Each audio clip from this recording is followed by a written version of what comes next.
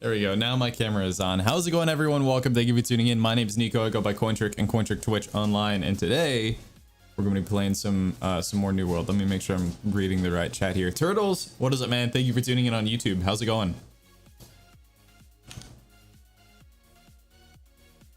I like turtles. Oh, I forgot I got a new helmet thingy. Ah! Could I I wonder if I could just tip your bartender. You can't really fully read it on camera. I wish I could have it hanging up right here. Or just on a sign on the door. A big old sign that says tip your bartender. Like a fat head that has one of your emojis. Alright, today we're playing blind. Let's do this. Oh, nope. Not gonna happen. Monty, what is up? Welcome. Thank you for tuning in on Twitch. How's it going? I'm gonna scoot up so that my audio improves just a little bit. There she goes. Alright, we're alone now. It's just us. Alright, what was I doing? I said in the title, it says I'm going to be doing mining, jewel crafting, leveling, but honestly, that's all I ever do when I log on. It so happens that Cookham and I think accidentally became some of the most proficient gatherers and crafters on our server, because that's just what we had fun doing. And I like being useful, and I feel like I'm more useful as a crafter gatherer than I am as a hey, we're gonna go do a raid, come learn all these mechanics.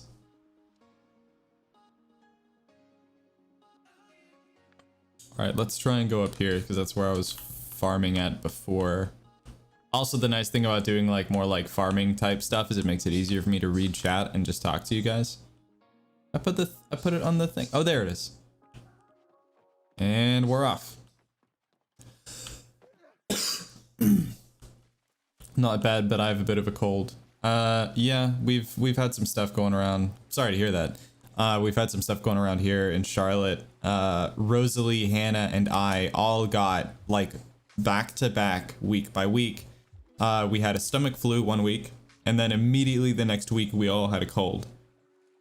And Hannah is still dealing with some, I think, chest congestion from just all of that. So yeah, it's gonna be a rough winter. What are the predictions? I feel like I hear every year that it's gonna be the coldest winter you've ever seen. And then last year and a couple of years ago, it was meh. It was okay, so I'm not really sure how seriously I take those predictions.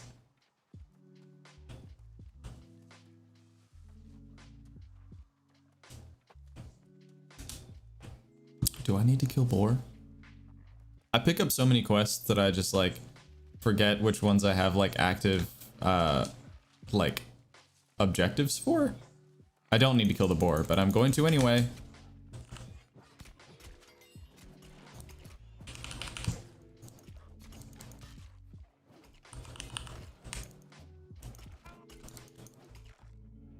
There we go.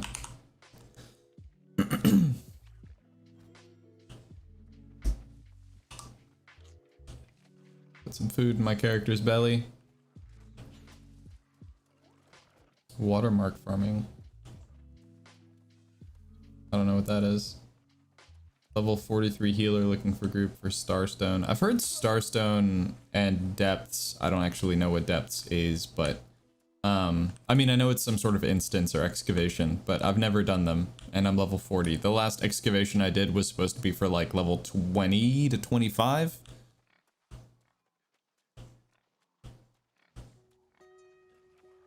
But to do them, you have to have a party member that has the key to get in, and the key gets consumed when you do it. Amir, what's up, man? Welcome back.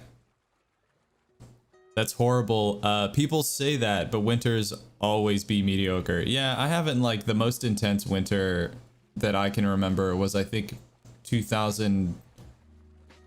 I can't remember if it was 2002 or 2004.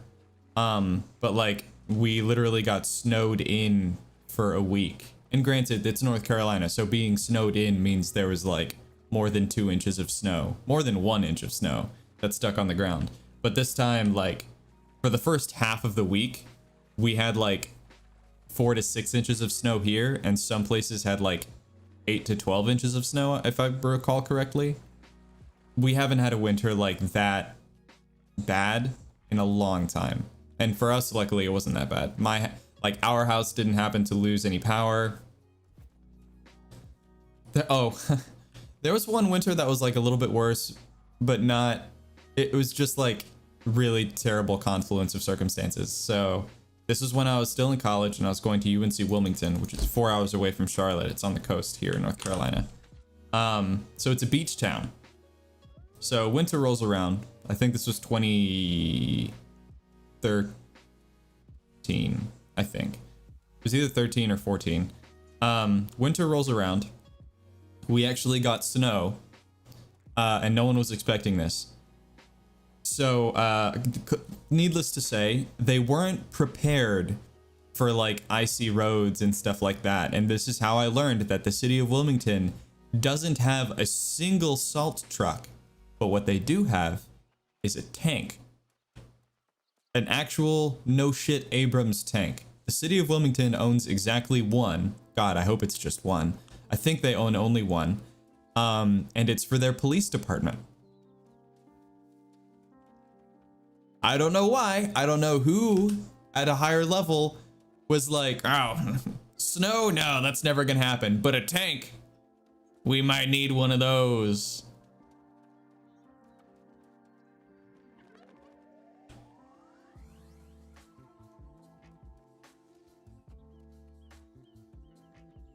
That's why when people talk about demilitarizing the police, I'm like, yeah, no, I get it. That makes sense.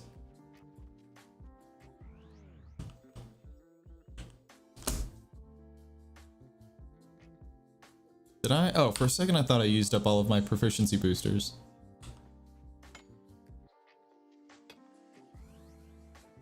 I'd like to also be leveling up my engineering. Minnesota winters are the craziest I've seen. Sounds like Soldier from Team Fortress. We need one of those. I haven't played Team Fortress 2 in a long time. I haven't played since I was in college, actually.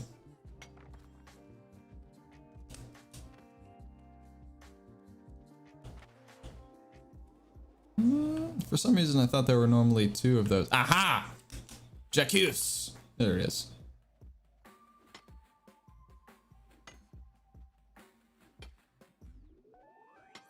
Any idea if Brightwood is going to have a tier 5 kitchen in the near future? What kind of question is that? I don't know, dude. Probably not. What tier is their kitchen right now? Probably not great.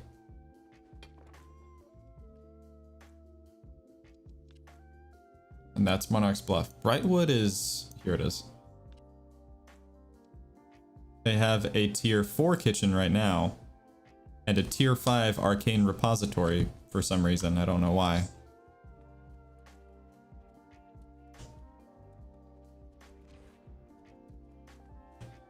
Speaking of soldiers in video games, this is a very strange tangent.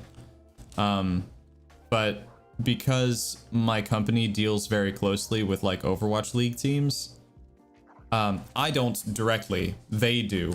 I am like a side thing on the other end that has almost nothing to do with Overwatch. Oh, shoot. Where was I going with this? What else is there? Oh, I can't. Oh, son of a bitch.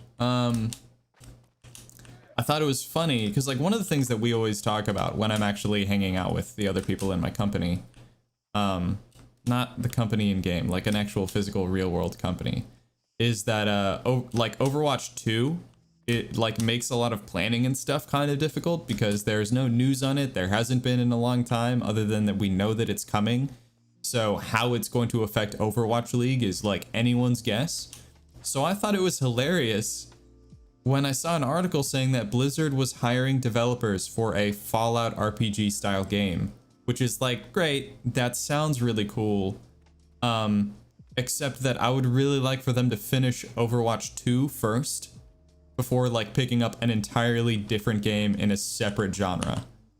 Unless they're going to do what they did with Project Titan, which if you guys are unfamiliar, Project Titan is what Overwatch was going to be before they decided that it didn't make sense as an MMO project, and so they decided to make it a hero shooter instead. It kind of defined the genre. They may do the same thing with whatever this this project is. They may have like started on Overwatch 2 and decided, you know what, our current Overwatch is fine, we can just patch it. And our like Overwatch 2 project instead will be this like more Fallout style thing. I don't know if it's going to be like Fallout 76 survival style MMORPG. It may be, especially on the heels of the success of games like Crowfall, Valheim, New World, and all of that. They may be trying to dip into that. Or this Fallout style RPG may be like World of Warcraft 2. Pay us for everything all over again.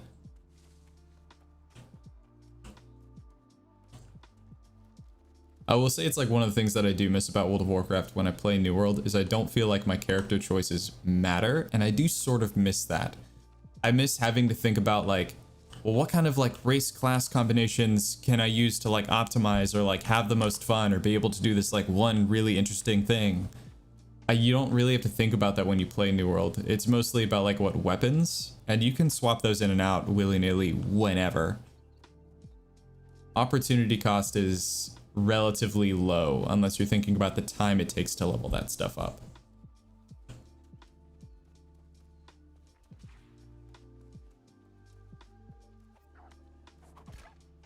I do think that there's like the potential that that could be something that they add later on. But like the model for New World currently, and by the way, what I'm talking about is like they may add like character customization choices that do affect your experience in game later on with something like an expansion. Like they may introduce like, I don't know, like a new buff or like a new improvement system that you have to level up in, but it's like committal, you have to pick one or the other. I'd say the faction system is relatively committal, but it doesn't super duper affect your experience in game, not as far as I've seen anyway. Not enough pick. Oh boy, I finally did it. I finally broke one of the star metal picks, one of the star metal tools. I actually need a new pick. But I feel like star metal tools are still like pretty expensive. Where am I right now?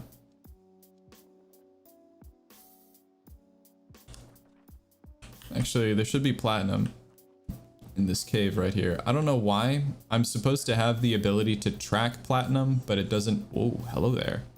Bang, snap. Oh my god. I was gonna say I'm supposed to be able to track platinum, but it never shows up on my compass.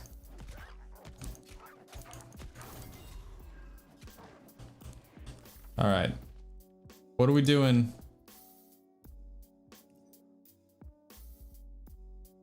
Okay, these are typically the three things that I go for in general. So I'm gonna do standing gain so that I get another one of these quickly, or more quickly, I guess.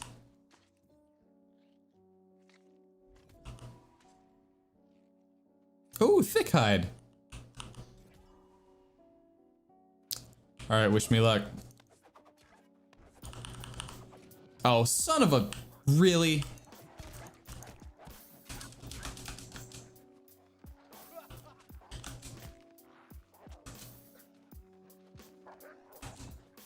I didn't realize I was wearing light armor again. That explains a little bit.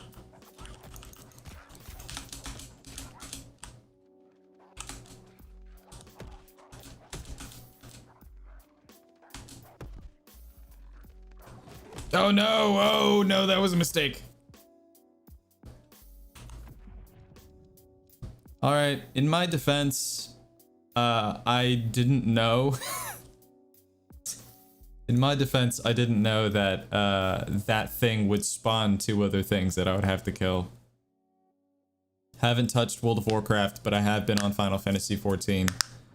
I'd say like I haven't played Final Fantasy 14 in over a decade, I feel like. But the thing that I did love about the game is like the committal components made sense, the non-committal components made sense. What that means is like a committal component is something that you decide that is irreversible inside of the game. At least not without like great effort. So typically it's things like picking your race and your class. In Final Fantasy XIV, picking your race and your faction are relatively committal, but picking your class is completely open. Like you can level up I believe you can level up all of the classes all of the way and do everything there is to do in the game.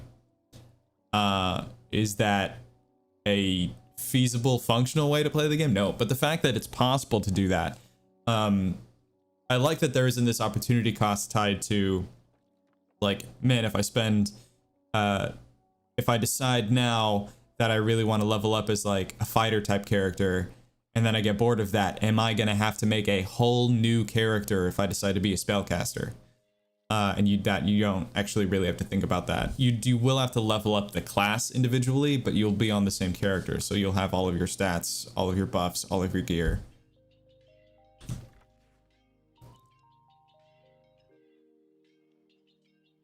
I feel like there's also, what I'm looking for are star metal veins, and I think there's a concentration of, I don't remember if it's star metal or if it's silver. Let me see.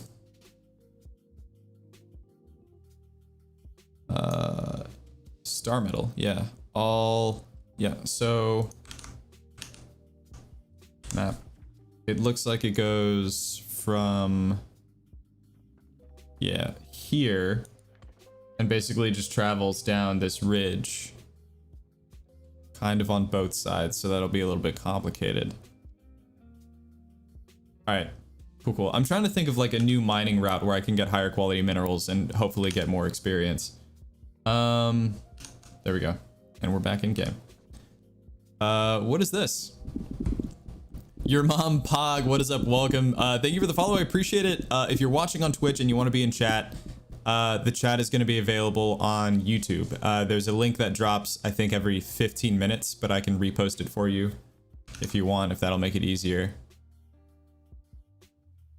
Oh no, why won't it let me? Do I have to highlight it? Oh, there we go. Control C. There we go. That is the YouTube chat link if you want to chat there. The reason I have subs only activated on Twitch is not to encourage you guys to subscribe. If you want to, fantastic, great. Subs, bits, tips, donations, and patrons go a long way. I'm doing that because I want more people to watch on YouTube so that we get higher watch time. Once we have enough watch time, then we can monetize and we won't have to keep doing this. And monetizing on YouTube will take a load off of my mind. Somebody actually explained this to me really well recently. The reason it's so imperative for content creators to be able to monetize on YouTube is because YouTube is very good for embedding links. You can put links in your videos, you can put links in your descriptions, so on and so forth. You can do end cards, you can do in-video cards.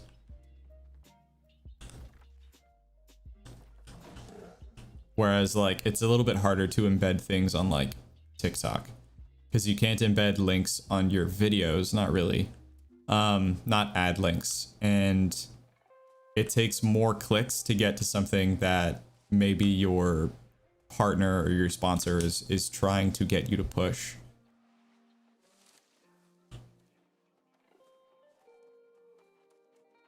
Ooh. Hello there. Jump, jump, jump. There we go.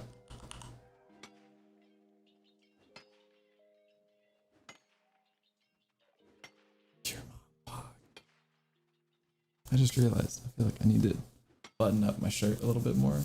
No? Yes? Did I button the buttons right? Yeah, I did. Okay.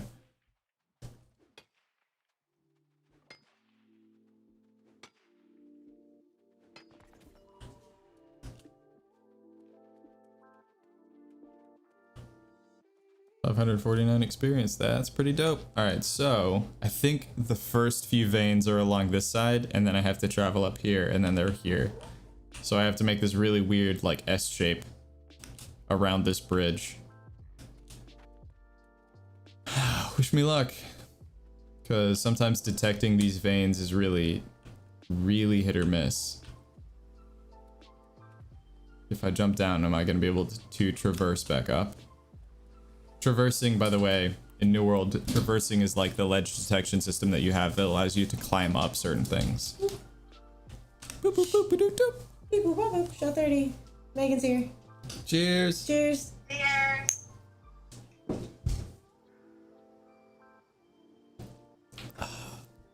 That'd be so good with some maple syrup. It'd be so good with some maple syrup. Yeah, alright. That was mezcal with, or sorry, no, it's Blanco tequila with black walnut bitters.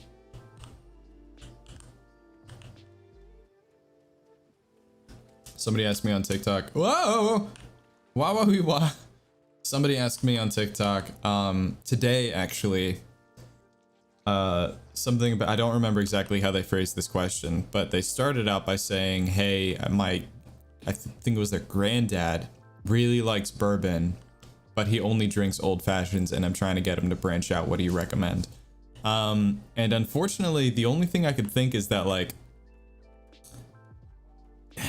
if you know someone who like already likes a very specific like and nitpicky liquor like bourbon has a lot of things to it in order for it to be bourbon, so it is a nitpicky liqueur or liquor. So I kind of just said, like, the point of an old fashioned is to highlight the best qualities of the bourbon. So you can't really do like a hot toddy or a whiskey smash or anything like that and expect him to enjoy that also just because they like bourbon. So what I said in place of that was, like, what you should do is find other ways to make old fashions so that your granddad or your dad can really make it their own. And one of the best recommendations that I have is to use different kinds of syrups. So typically people will use either like muddled granulated sugar or simple syrup. So in place of that, one of the first substitutions I always make is maple syrup, because it's readily available. It's pretty much always high quality because it's kind of hard to fuck up maple syrup.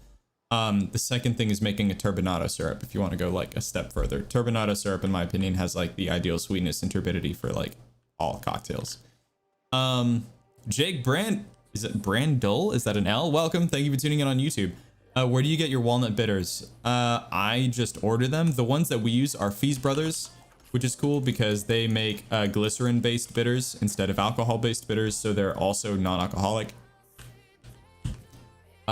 There's also in our city, we order them, but in our city there's like wine shops that will sell those extra like accoutrement to make like extra higher quality drinks.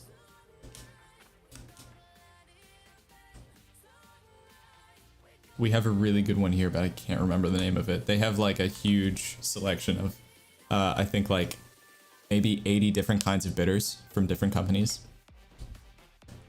Like they have the entire line of, they have everything I've ever heard of from Ango, including their chocolate bitters that they released. Was it Ango or Reagan? I think it was Ango that they released, I want to say 2 years ago. They have that. They have a few things from Reagan's. They have Peychaud's, obviously. They have the entire line from Bitter Cube, the entire line from Fees Bros. And then they have, like, I think Bitter Truth as well. And they just have so much stuff. Oh, no. Don't die. Don't die. Don't die. Bam, bam. I had it the whole time. Never in doubt.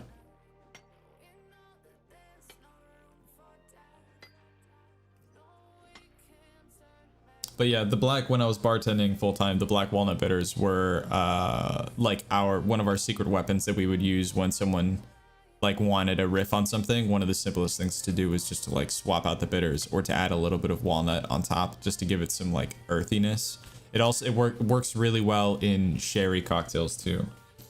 Port and sherry cocktails. It brings out that like nutty savoriness that they have sometimes. Are you still in CLT? I've watched you on Twitch for a while. Red. Okay. I've had a hard time finding some of the bitters in CLT here. Oh yeah, I'm still here. I'm still in Charlotte. It's what is it called? 4th Street Station, I want to say. It's in Uptown. It's along the light rail, but it's in like a market that has like the market is like an indoor market next to the light rail that also has like a pizzeria and stuff there. It's connected to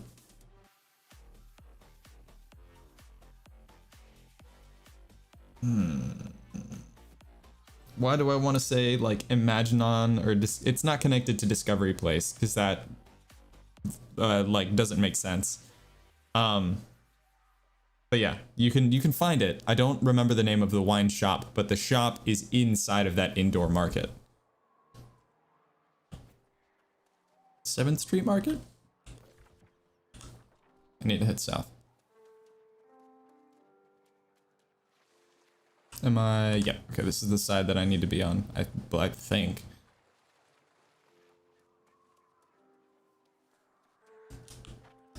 I will have all of the star metal. No one shall stand in my way. Soon. I'm level, in mining, what was it, 141? So hopefully, if not today, then tomorrow I'll be a high enough level to mine orichalcum. Probably not today, because you need to be 175 to do that. Which is hilarious to me. I can smelt orichalcum, but I can't mine it. And you would sort of expect it should be the other way around.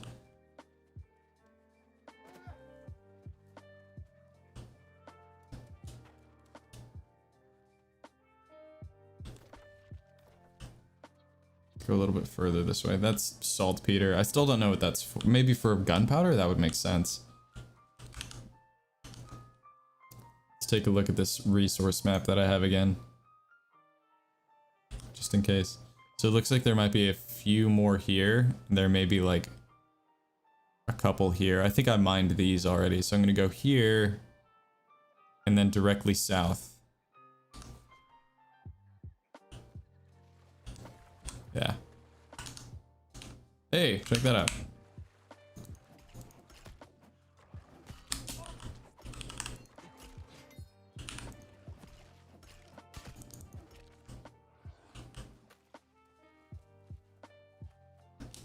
Yeah, thank you for leaving the big star metal vein. And then from there, I think I need to go this way and then head directly south to this area. Level 55? Jesus Christ. Okay. That's probably gonna be hard. If I die, I die.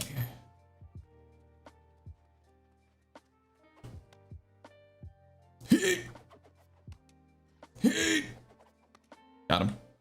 First try. Hold on. Damn it. That's probably really annoying to listen to, so I'm just gonna stop. Man, I missed out on those 3 star metal veins, I guess. All right, once I get to the end of this, I'll head hard south. Yeah.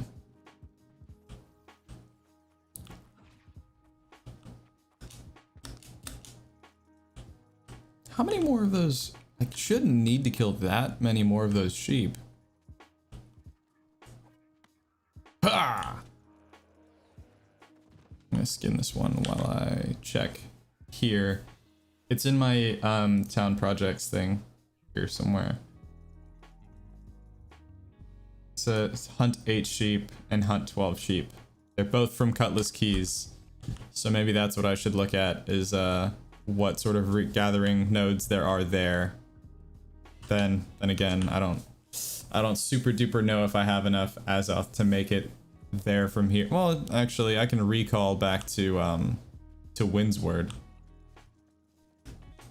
Come on, come on, come on. Damn it.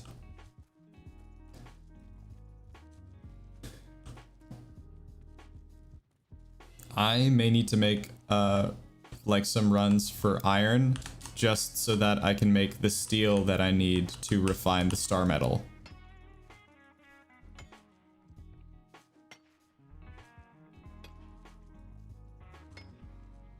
This might kill me.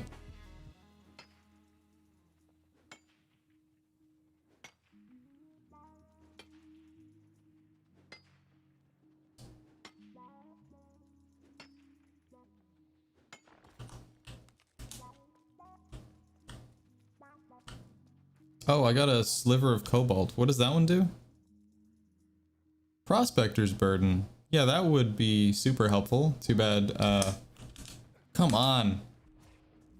Damn it, there's... Ah!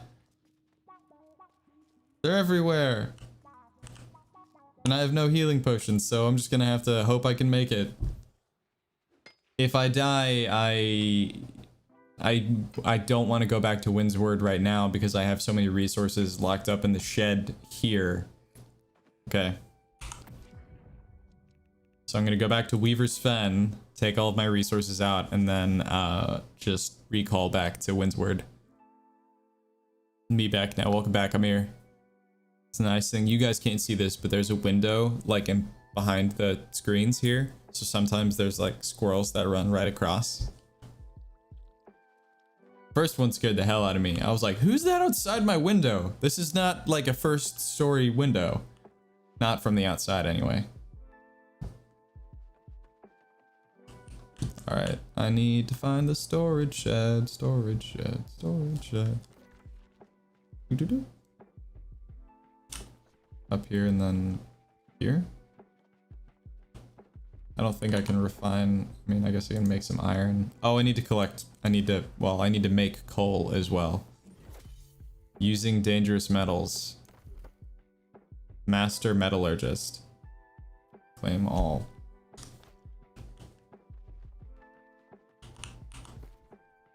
All right. No, that would be to put stuff away. Now that I'm looking at this, I'm realizing the math is not going to work out. I'm going to have to refine a lot more stuff for this to work. Let me find the tanning rack.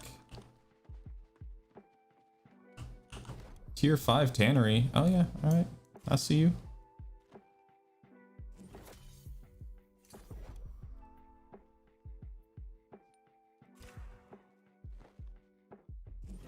Was that all the tannin that I had? Is that why I can't make more? Yep, okay.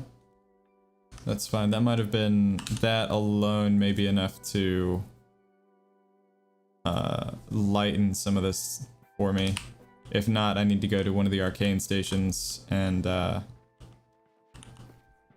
fuse some of the other things that I have. So that would put me at 540. I'm still just above what I would need.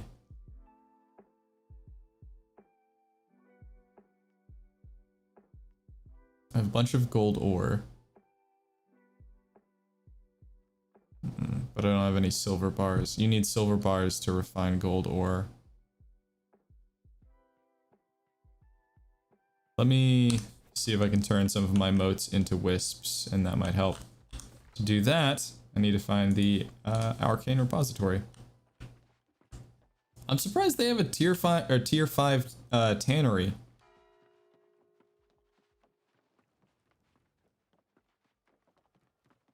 Where am I going? This way. Why can I not traverse the fence? It's apparently illegal to hop fences in the city. You can scoot your butt across a dinner table, but you can't jump a fence. Okay. We're gonna do half materials. Let's make them all.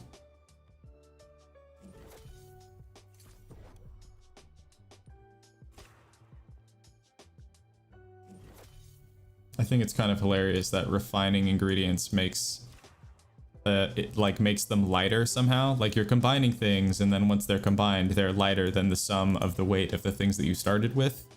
The physics doesn't work out, but mechanically it's very nice in game.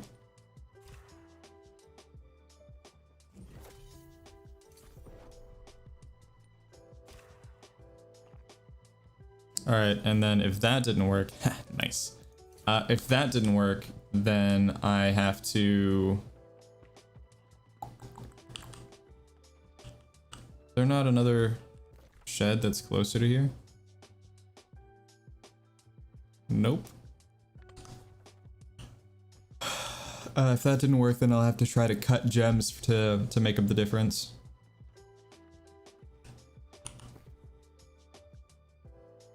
That would put me at 520. I could do that. Sweet. Nice. All right. Now let's recall.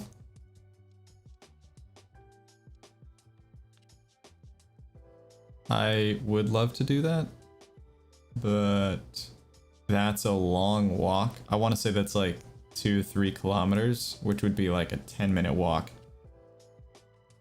Let's do recall to house. Apparently I have a quest to turn in, so that's exciting. I just realized I wasn't watching live. Wait, what do you mean? Lamont, aka Monty, welcome back. Thank you for tuning in and double dipping watching on YouTube. I appreciate it. I don't really drink all that often, but what's a beginner drink that you can recommend to someone who isn't used to the taste of alcohol? If you want a drink that won't taste boozy, I would say something shaken. Most things that are shaken have like so many emulsified ingredients that the flavor of the alcohol isn't the thing being highlighted. I would say something like a daiquiri or a gimlet would be a really easy place to start. Though, depending on who makes it, it's really easy for those drinks to come out sour. So just let them know whether you want it to be like sweeter or less sweet. Less sweet will just mean that they'll use less simple syrup, unless they're using Rose's lime cordial, which is more of a gimlet thing than a daiquiri thing.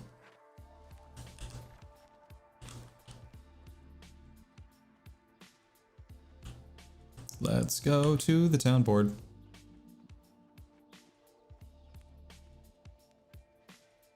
The thing is, I don't think I have any space in my storage shed to put stuff away. Well, that's something I can do. Condiment stockpile. Pass. Hard pass. How did I not finish the hunt 12 sheep thing? You know what? Whatever.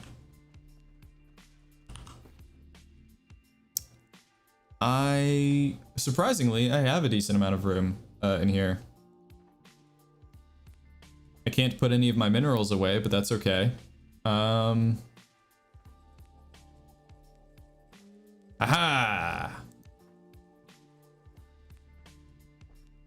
Cool. All right, so let's hit up some of these refining stations again and see if I can't whittle down some of these resources a little bit further.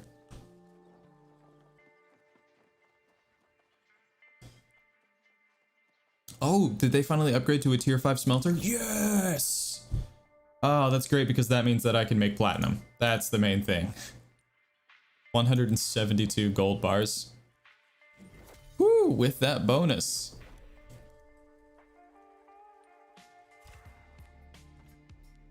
Just eternally grateful to Chris for giving me all of that flux.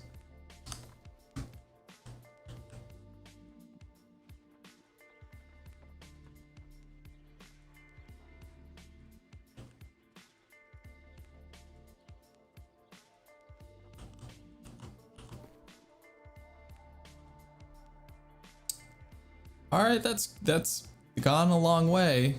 I can't make star metal because I need steel. I can't make steel because I need charcoal. What are some, let me scroll down here really quick. I could try to do some cooking. What are these trade skill foods that I have? Luck when skinning, luck when harvesting, increases your minimum gear score when crafting engineering items. None of those things affect mining, so that's not exactly my thing. I have all of these mods. I have almost 20 pounds worth of just mods. And then I also have 36.6 pounds of feathers. I have 366 what do you need these for? What do you, like arrows? Because I might be able to use that to level up my engineering a little bit faster.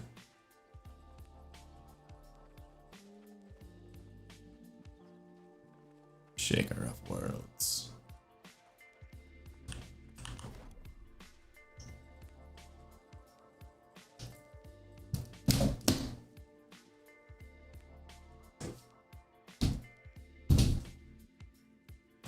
By the way, I commented on your video by why you wash. Ooh. Which is, it sounds super complicated, but all you need is a CV bag or a plastic bag, an immersion blender, skim it off, and you got Wagyu. And you kind of It's too delicious. smoke it, it's aging better.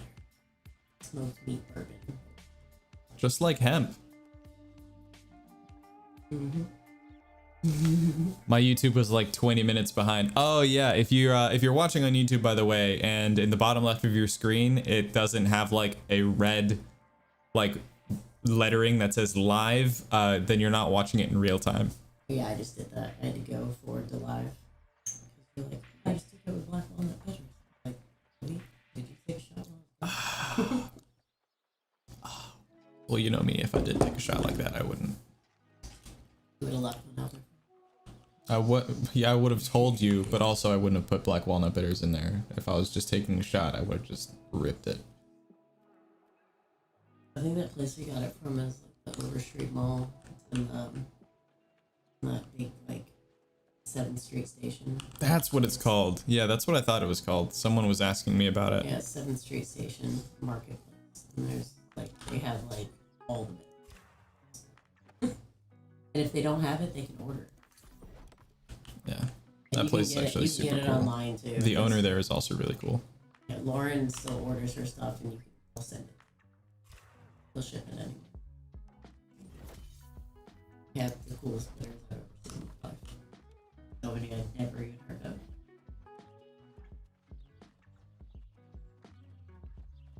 Yeah, if you're gonna change your old fashioned, change the bitters or change the maple first. Because honestly, putting maple syrup in it, like that was, I used your trick at Barcelona.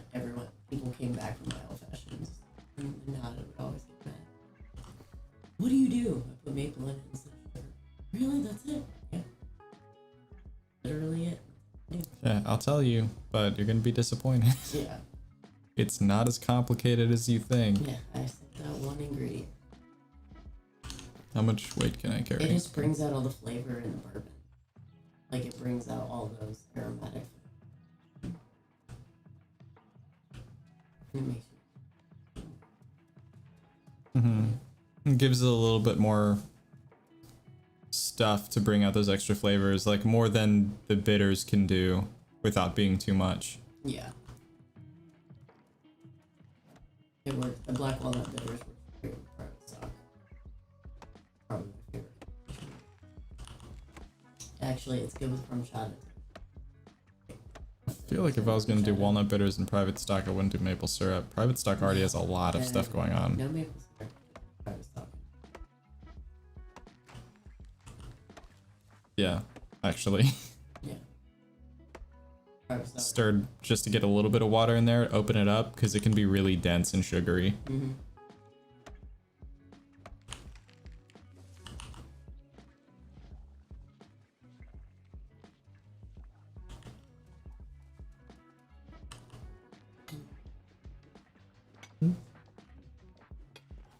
What am I mining? Hold on. You work for the next 3 days? We'll have Maleficent. Oh in yeah. the parade. Your girlfriend's Maleficent in a parade tomorrow. That's All pretty the cool. random things in the world. We lead a very weird life. It's from 4 to 6, by the way. Okay. So I gotta leave at that's all I have to do. And then Sunday is that huge party, the president. Sunday's so I think Was there something I said I needed to do on? I think it was tomorrow, but I can do it after the party.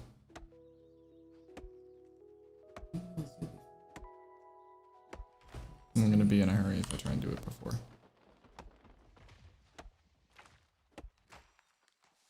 I'd rather you take your time with the party and like not get rushed, and then I can just take my time later that night recording what I need to record. You could try to. It does kind of make my recording harder sometimes, so you would have to like corral her out of the basement. no, we'll just go see her. Maybe before we go sleep. Just her to babysit. Mm-hmm. You talk to her tomorrow and ask her to babysit. 2 hours. Up to you.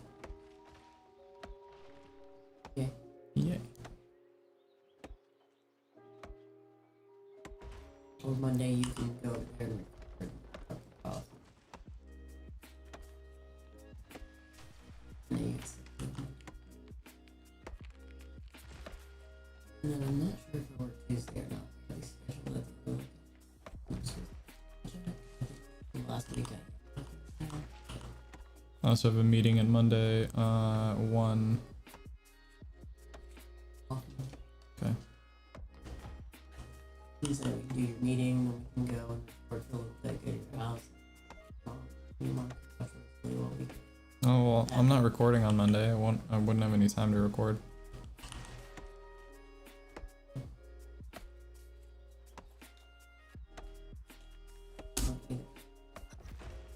You do whatever you want.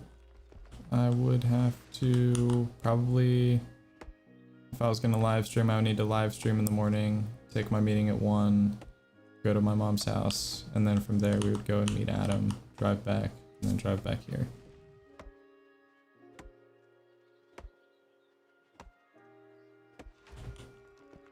I would say we could have Adam on the live stream, but it's quarantine and he's obviously holding up several chips on his shoulder. Man. Yeah, I don't know. Some people get really clammy and they get different when they're on camera. Well, it's not even that. Like, I just feel like him going through major breakouts after a long time. Not very long. Yeah. He's gonna want to talk about that. So it's gonna break, you know. Especially when we're drinking. Yeah. Oh, and pour his heart out on camera on accident. Are you playing with the boys? Maybe. We'll see. I didn't let anyone know that I was online. Cookham's online right now. What up? Oh yeah, Ben and Victoria thinks Cookham top. of course. They are like so compatible. Honestly, I think that she's the kind of person that he'd be like, I want to marry you because you're the only person that's more wild than me. You know? How old is he? 28, I think. He's a year younger than me. Fair. I think. Victoria's 28. She'll be 29. No, Victoria's your age. She's 29. She'll be 30. She just turned 29. She's like 6 months younger. So she's the same year as Cookham. Yeah, she's in between you and Cookham. But she's about to move. To where? She's out of Georgia. She hates it because everybody is just so Trumpy. And she's like, everyone just keeps giving me drugs, keeps doing that. She's like, I just can't be happy. She's like, I feel like all I'm doing is working my life away.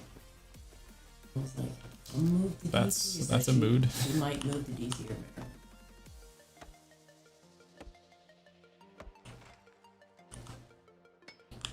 Imagine if we just convinced a bunch of people to move up there. Tyler and Zach, I mean, they have family up there. She already told me, she's like, we might end up there 6 months after you guys move up there.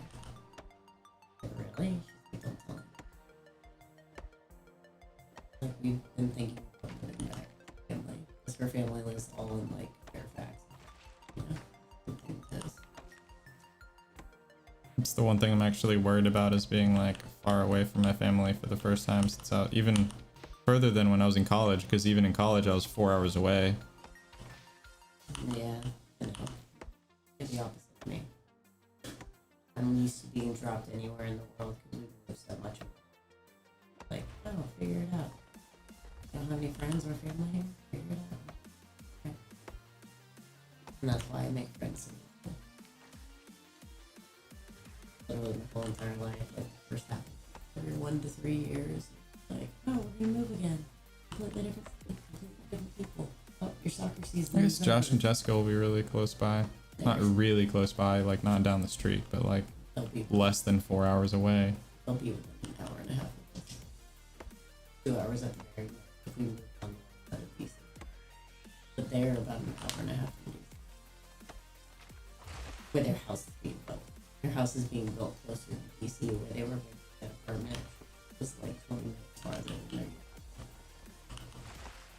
So they actually live closer. You know, remember where like the children's museums and all that stuff was closer to DC? Amir said, "Hello there, friend of Nico. Are you talking about her? That is my girlfriend Hannah." Amir. I've known one Amir in my life. I went to high school. Probably a different guy. Yeah. haven't heard that name. I used to run cross country with him.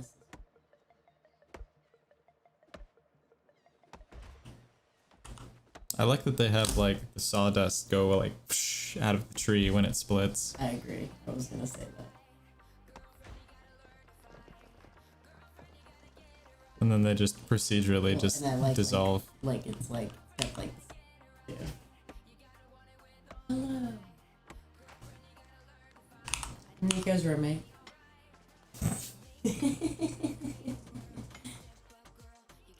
It's funnier when I say you're my roommate. It's not as funny when you say you're my roommate. Why? Because it hurts your feelings. No. No, you see how I feel.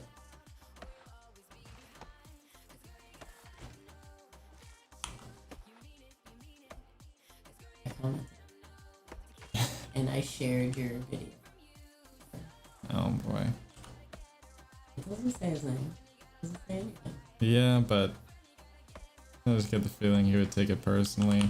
He should. He should take it personally because he tried to ruin lives. Why do you think he's been so nice to us since then? He knows what he... And he's lucky we didn't use what's-his-face's name because we literally can, you know?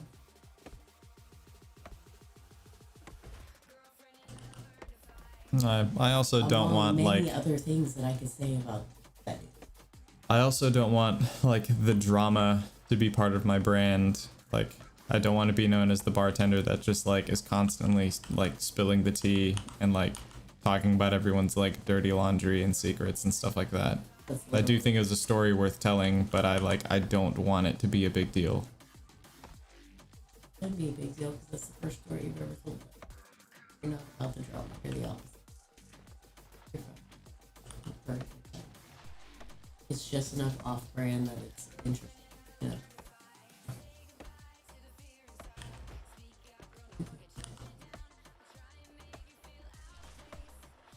Grab my phone just so I can keep track of the time. I will let you. At like 3:30.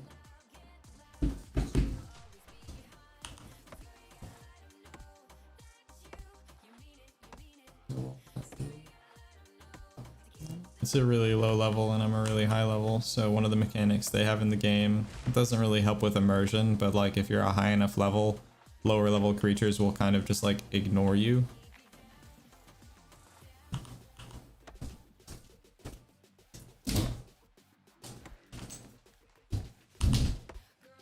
I'm gonna turn all of this wood into charcoal, so I might make like some timber.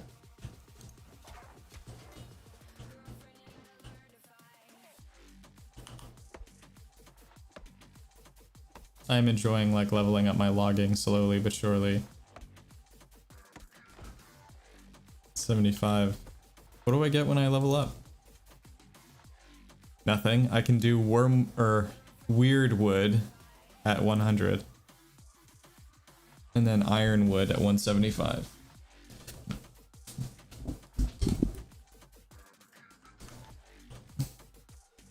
What's my carry capacity? Yeah, it's probably about time to head back into town.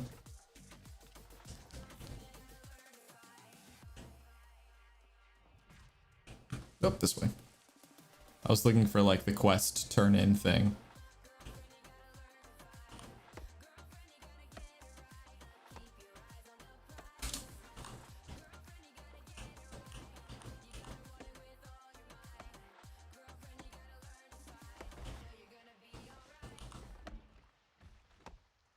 $593 mature wood. Yeah, that's right. Do you need like green wood to make timber? Or do you need I think you need a combination of green wood and aged wood to make timber. You need, yeah, because you need aged wood to make lumber, and then you need lumber and green wood to make lumber. And then you need lumber and aged wood to make timber. Hey, I've got a decent amount of green wood though.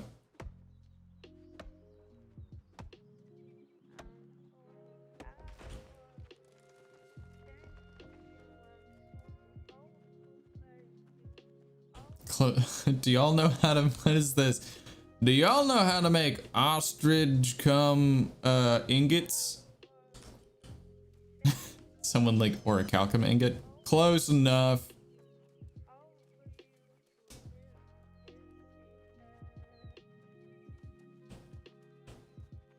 We don't learn much how to spell down in the holler.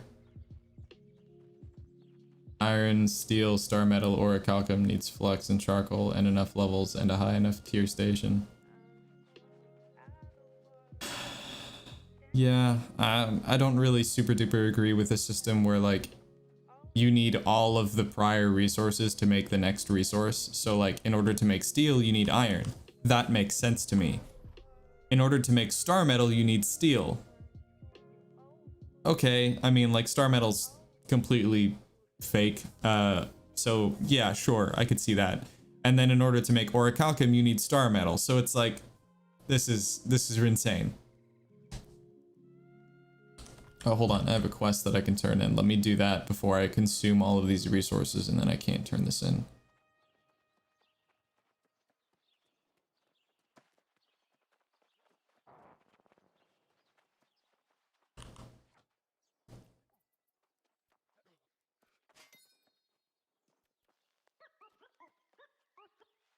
I just got rid of that because I don't even know how to get tadpoles. 40 rugged leather. I might be able to make that.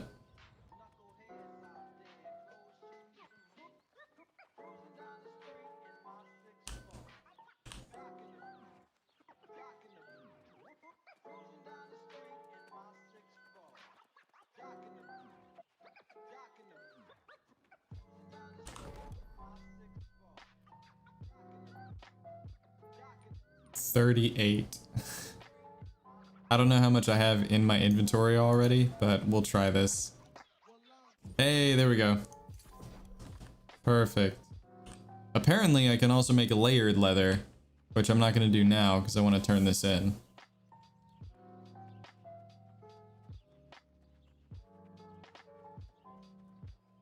And I don't have any iron ore, so I can't make any of those.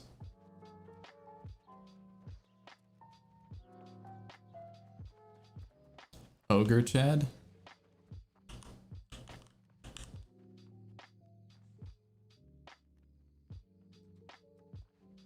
Come on, community board. Baby contact. There we go. Complete. Firm fish fillets. That is 4 quests that I've had to give up so far. Okay.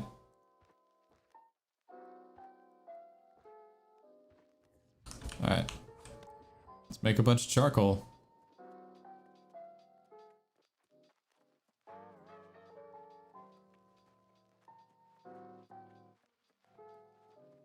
If I get multiple mining trophies, do I get, like, is it a stacking bonus from each one? Hold on, before I forget. To finish some of these other sets that I need to make for the quests, I need different kinds of wood. I need 25 rawhide, which I don't have. I need 15 green wood. And... what was the one with the timber? Or did I already finish that one? I guess I already finished that one. Yeah, now I just need iron ore and rawhide. Those are super easy for me to collect.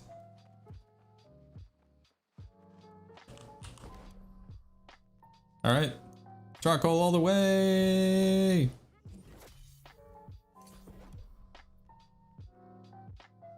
Do it. Nice.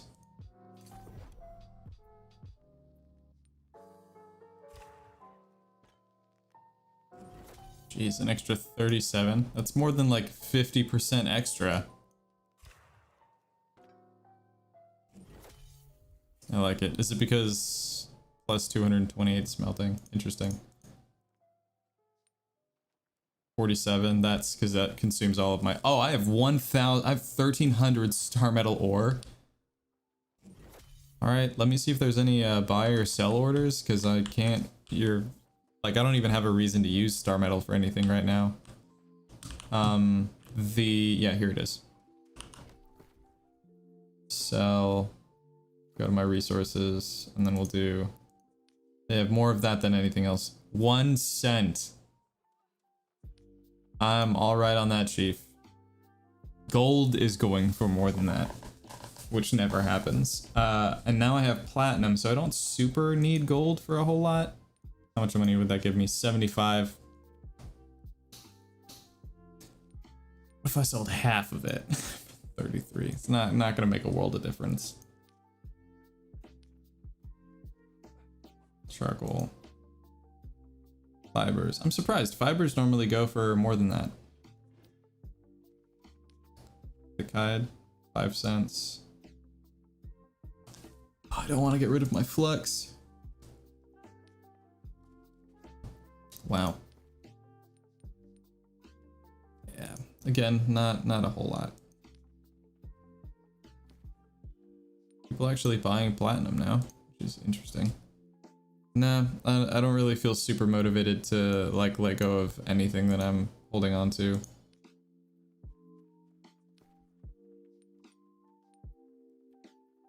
What do I need in order to make star metal? I need steel. Oh, actually, you know what? Forget that. Let me look for the tools that I need. I would like a better pickaxe than the one that I have. And orichalcum pickaxes exist now. Oh, what you need to be level 60. It's a 654% bonus. God, good God. Okay. What about star metal? Luckily, these are pretty affordable. What's the difference between this is 397? It's 414. Oh, because the gear score is higher. Okay. I would like to have Prospector's Discipline and Mining Yield are both pretty awesome, but this one requires level 43. This one has Azoth Extraction and Mining Yield.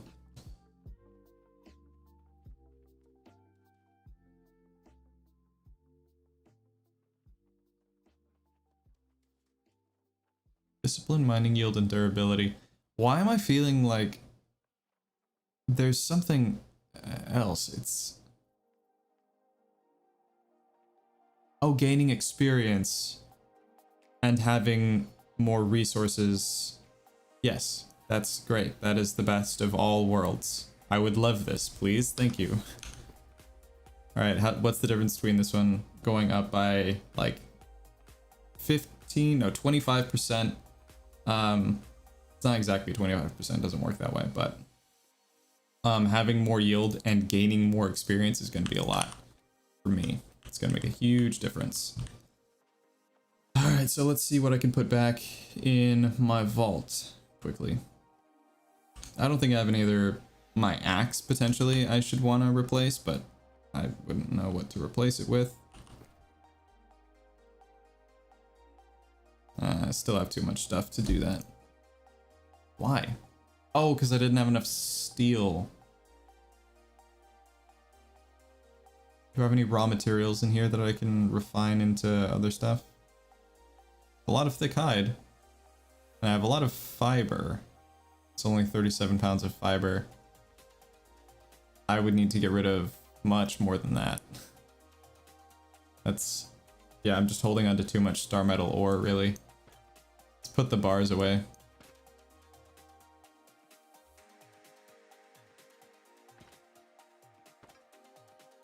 That may be all that I get away with.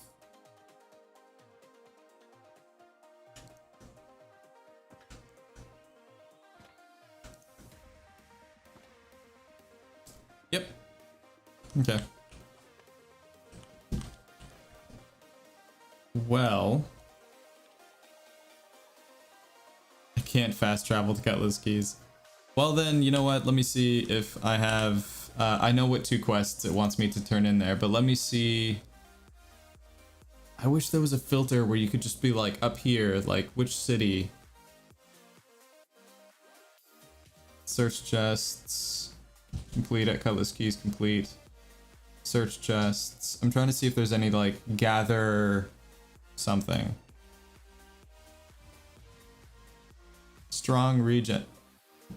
Strong regen potion, I need 10, and I need 15 common mana potion.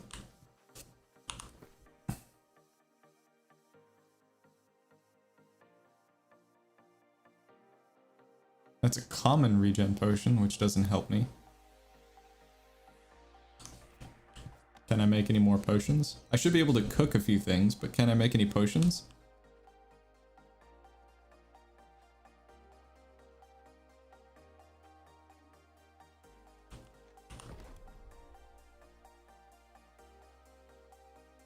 This is the thing that Cookham told me I need to make as much of as possible.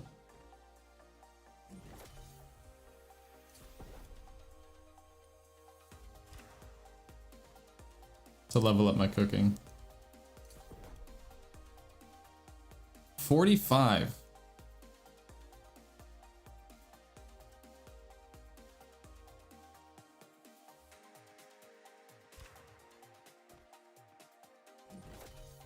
Yeah, alright, shit. That's all of my tier 4 stuff that I had, so. That's all she wrote. Combine my light meals, and then... yeah. Tier 4 food, love it.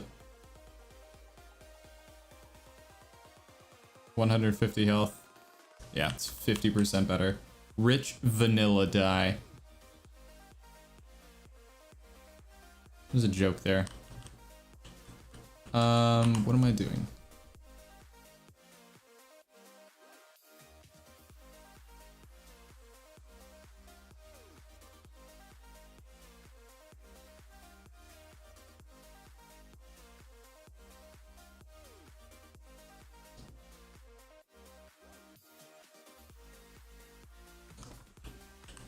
I want to level up my engineering so that I can make higher grade proficiency boosters so that I can gather more stuff. Oh, I can make layered leather. That's a thing. But I'm trying to look for these common mana potions. I need to make like 12 more if possible. I can make 6!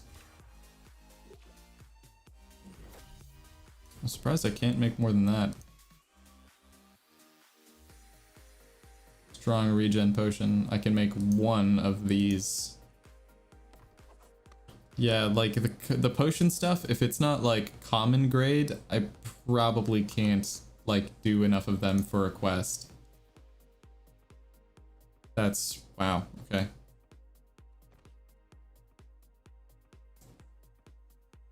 I have space for 18 pounds of stuff. Yeah, there we go. All right, what more can I refine? Not much.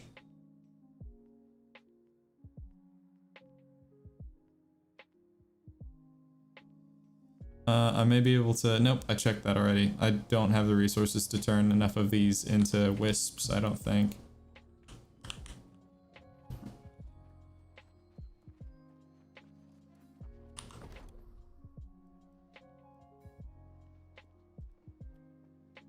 I have 148 death wisps, or death note motes.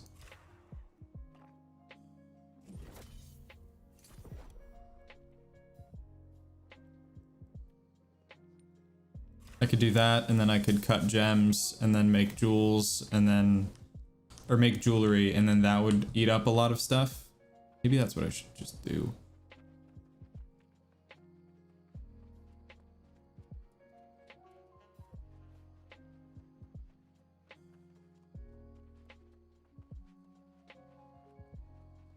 I need my arcana is what, 69? I need that to be 75 so that I can make essences.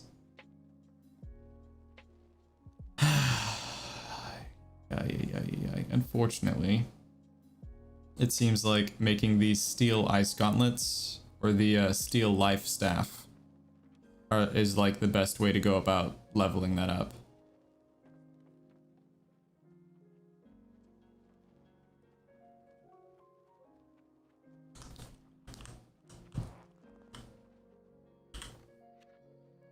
Is there anything else that I need besides those potions?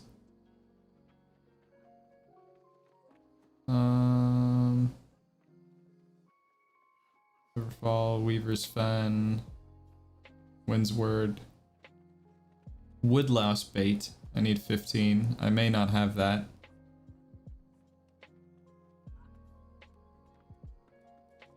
Well, there's no harm in trying. Let me check my my vault. If I don't have that, then I'll start running over there.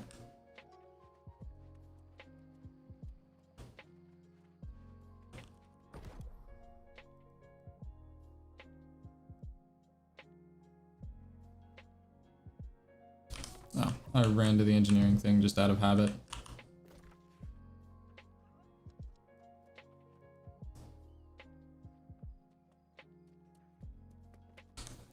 Map.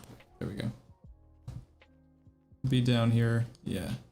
I need 15 and I have 5, so we're gonna ignore that and we're gonna start running over there. And to do that, I'm gonna have to take this road, which goes somewhere like here.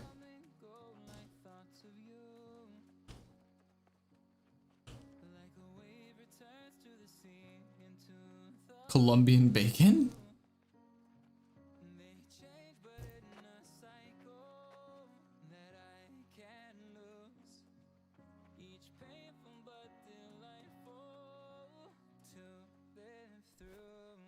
I don't really need to collect the hemp right now. I have like 150 fiber just in my shed in case I need to turn it in for stuff. Alright, and then from here, let's go here, and I'll just complete that since it's on the way. I just have to search 5 chests. Very easy. Deadly Blossom, what is up? Thank you for tuning in. Thank you for the sub. I appreciate it. All subs, bits, tips, donations, and patrons go a long way to make sure that we can continue to do this full time. Mirror. Is that supposed to be like Mira?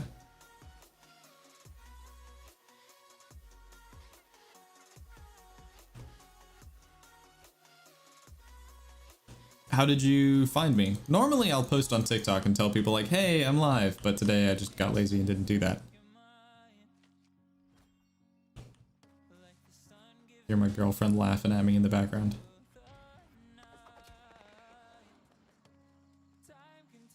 Yeah, turkey. Every day's Thanksgiving. Yeet! Oh, fuck. I've made the zombie angry. It's Amir. Oh, okay. Cool, cool, cool. Amir, thank you for double dipping and subbing, man. I appreciate it. It means like a little bit more to me from you, especially because I've definitely had a few people sub on Twitch because for some reason they thought that was the only way they would be able to chat. And I do feel bad about that because I don't want anyone to feel like they have to spend money on anything for me. I hate that feeling. But you coming from YouTube to sub on Twitch is really cool. Thank you for that. Oh wait, shoot, man, I'm so distracted. I walked right past this objective that I wanted to finish.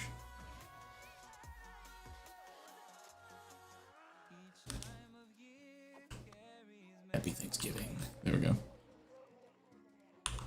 Nope. I have way too much stuff in already. The only thing that I think I would want to collect from here might be broccoli if they had it.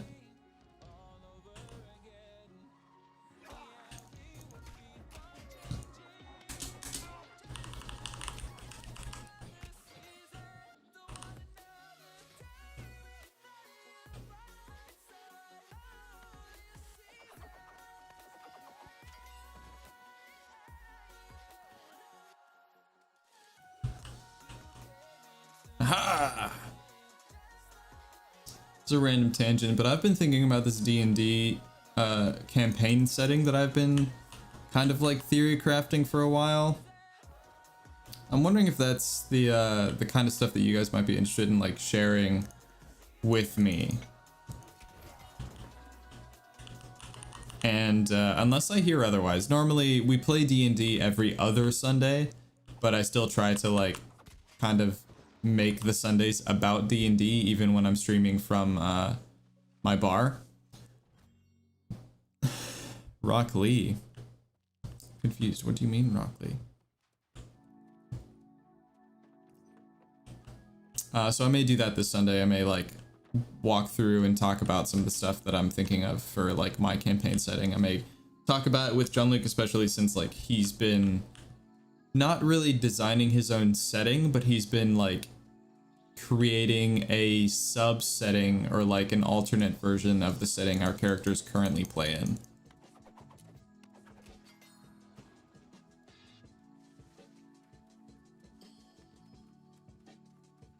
I don't know. I feel like sometimes I have so many interests that like it is really hard for me to just pick like one at a time. Like there's the service industry, mixology, coffee, like MMORPGs, like, and then D&D and world building and anime and music because I play a handful of different instruments.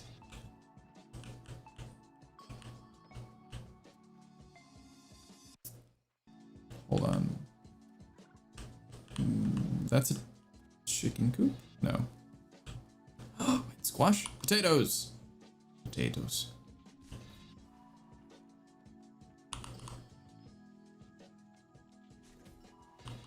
This is what I would do if I wanted to power level my cooking. I would just like run around and pick up all of this stuff from the different farms around Windsward.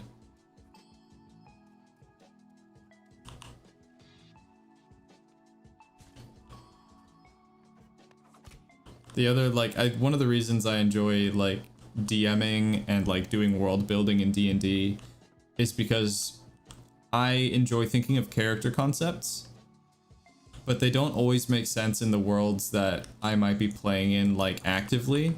So I'll think of the worlds where these characters would come from. And the current concept that I have is something that really rapidly spun out of a couple of one-shots that I ran separately.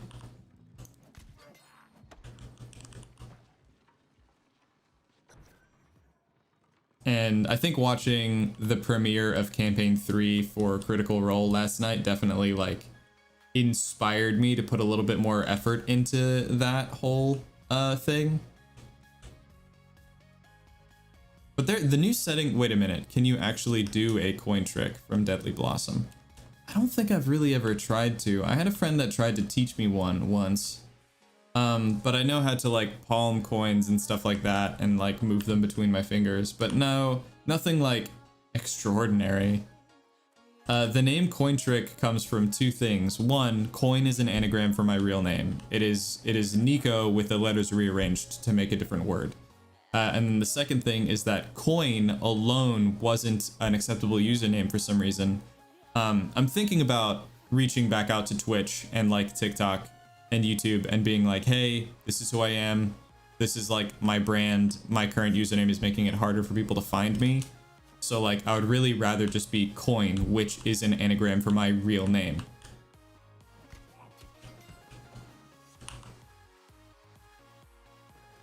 I actually, just yesterday, I'm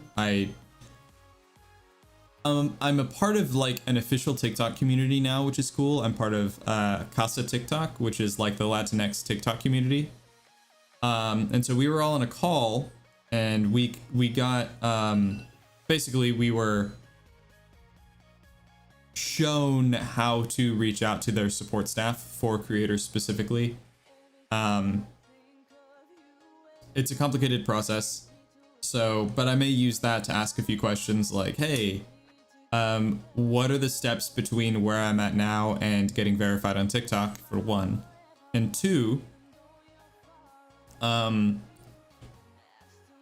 like how can I go about changing my username, even if I only have to change it to just Coin Trick instead of Coin Trick Twitch, because I've seen so many comments now from people who are like, oh dude, I used to love your videos, but then I couldn't find you because I couldn't remember your username. Which is like endemic to the whole like dichotomy between the creator consumer economy in these platforms. Creators typically follow maybe a few hundred people, so scrolling through that if you're really trying to find somebody is not that hard. But when you're a consumer, typically I've seen people who are following like 1,200 accounts because they're not making content. They're just there to consume content and build up their For You page, which is fine. But that system does make it hard for you to be like, wait, there was a video that I watched like so long ago, I can't remember what it was. And you can't always, I've learned this, you can't just scroll through your likes and be like, no, I know it's in here. Like, I just liked it yesterday. Cause I'll like maybe 100 something videos in a day. I used to binge you last year. Aw. What happened? Why'd you stop? No, that's not a serious question. You don't have to answer that. I realized I stopped getting on the For You page for a handful of different reasons. One, my team and I were more focused on producing content on Twitch, Instagram, and YouTube because we were like, we've already got, you know, so many followers on TikTok, like that'll take care of itself. We're only recently realizing like, you know what, this is where our base is. Instead of trying to like build something from nothing on all these other platforms, we should just focus on TikTok. And then those people will naturally find the other platforms that we're active on. And that's been happening for the last 2 weeks. What does it want me to do here? Place the prototype Azoth bombs. Where? Like here in these things?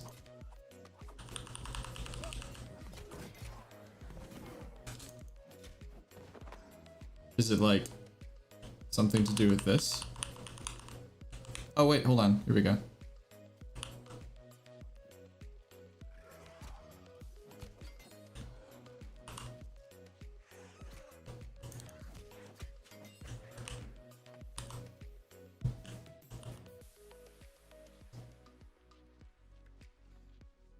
There we go. One down.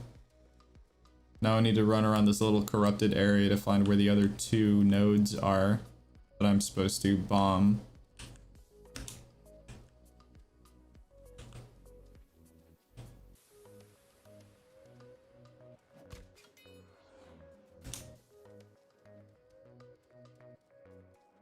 Oh, here's one.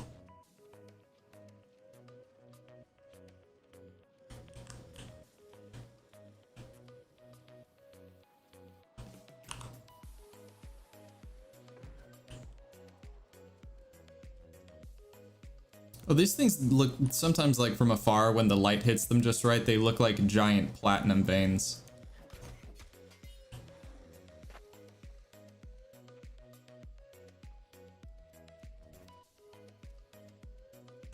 All right, that's all of that. What is this? Search chests. I mean, I might as well do that because I'm here.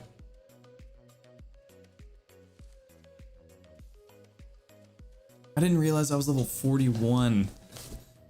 I'd like to have like kind of a head start before I jump back into like the storyline quest stuff because every single time I've like, it'll take me a day or 2 to get to the end of whatever the next chain of storyline quests are. And then I'm like, okay, what do I do now? I can't do the next quest until I hit level something. It was level 25 and then it was level 35 and then it was level 40. So I kind of want to get up to like 42 or 3 and then I'll jump back into the story stuff and maybe with some help from like Cookum or something. Since he's been doing the same thing that I have been. He's higher level than I am, but he hasn't been doing the story at all. He's just been doing gathering and crafting, which is like, what a way to level. He has some of the highest stats in the game. He just happens to not be level capped.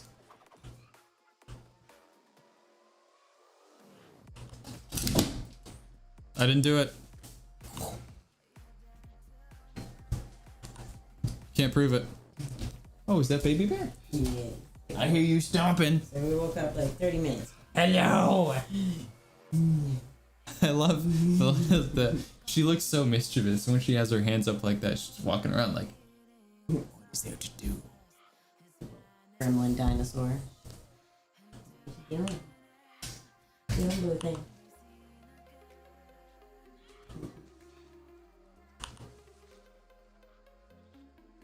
I'm gonna pick up too many like carrots and foodstuffs, and then I'm not gonna be able to pick up the minerals that I need when I get to Cutlass Keys. What am I supposed to be doing here? Oh, searching for chests.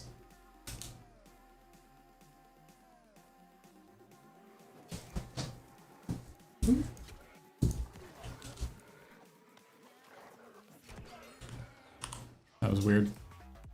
I actually found out about you because someone on Instagram reposted your TikTok videos. Oh, was it Me? yeah, I guess it could have been a few people, but typically I get most people from Instagram from BuzzFeed reposting my stuff. Because they've reposted me, I think, 3 times. 2 times that I know of.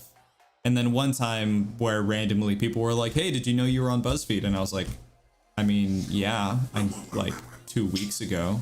But yeah, I've talked to a couple of the staff from there.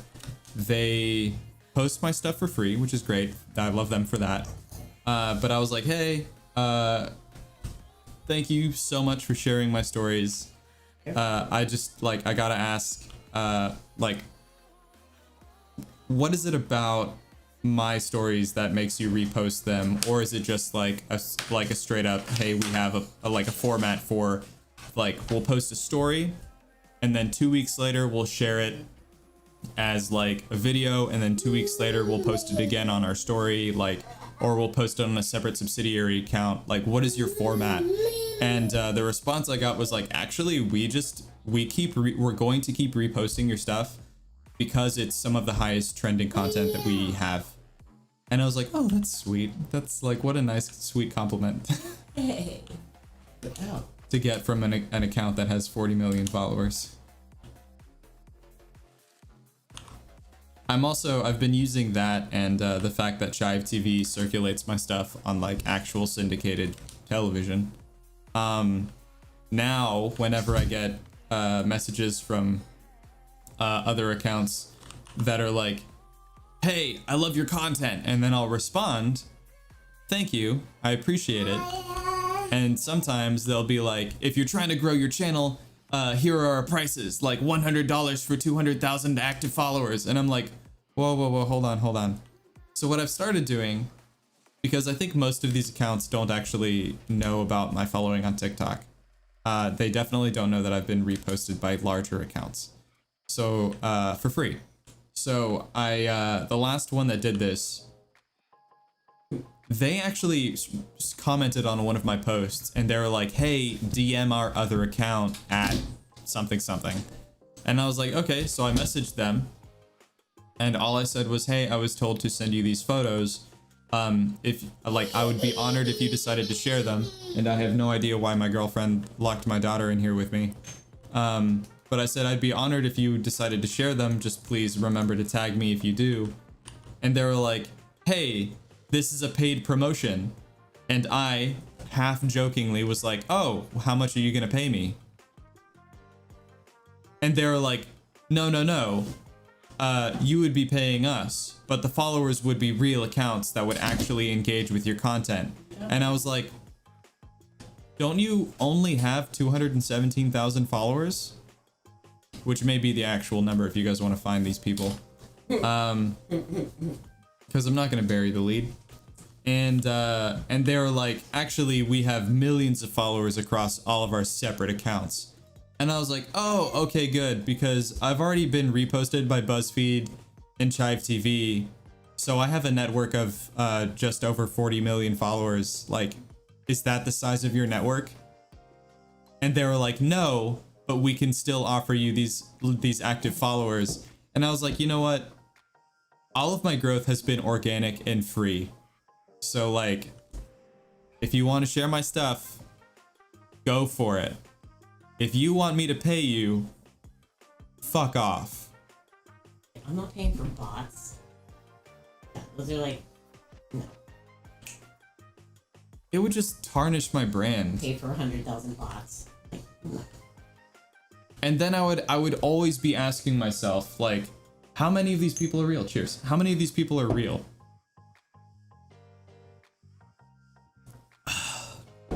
And how long will they stick around? Whoa, whoa, Rosalie! Wow. What's she doing? That's actually impressive. Don't let her get anything out of that. That's super dirty. Straight up held that by the handle and walked around with it like a coffee cup. Rosalie, come on. Come here.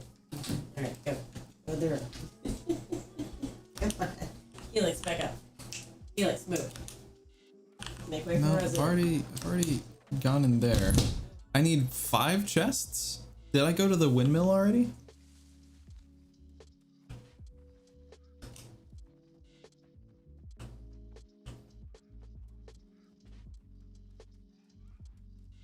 I always think that like this would be my idyllic lifestyle, would be like moving to the mountains and just having like a homestead life like this.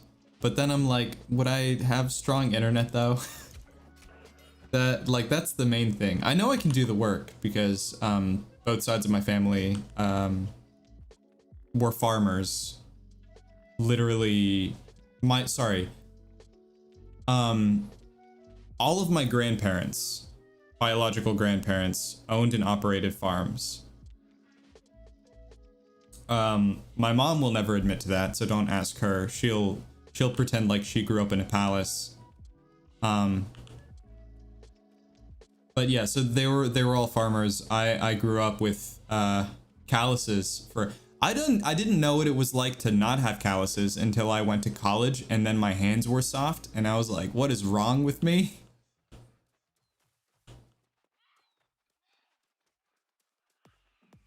They're gonna have your follower to viewer ratio looking really funny.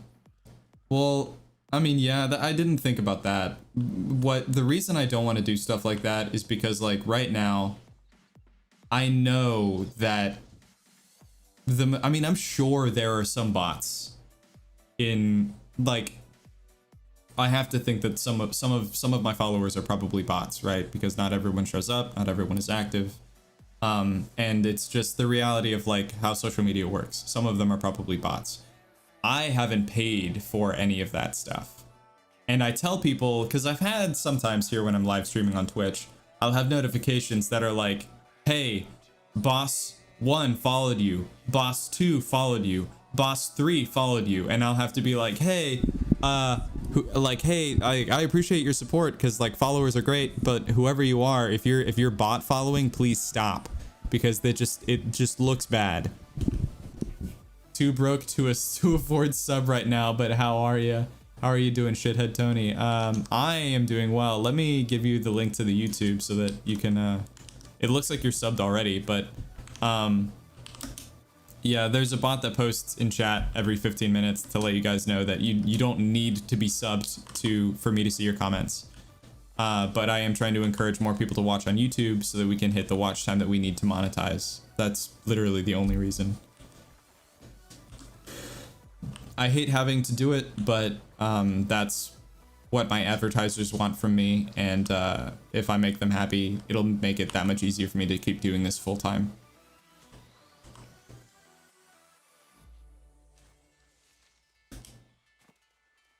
Hey, there we go. Thanks for the double dip, getting over here on YouTube. Yeah, I think like most people understand. So you have to read 2 chats.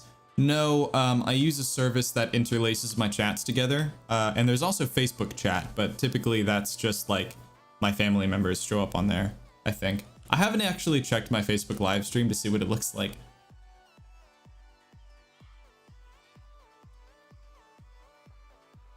But I do need to do, now that I'm thinking about it, I need to have like separate overlays for like YouTube alerts, and then Twitch alerts, and then Facebook alerts, if those are even a thing. Maybe that's something I'm going to work on today while Rosalie is napping at some point.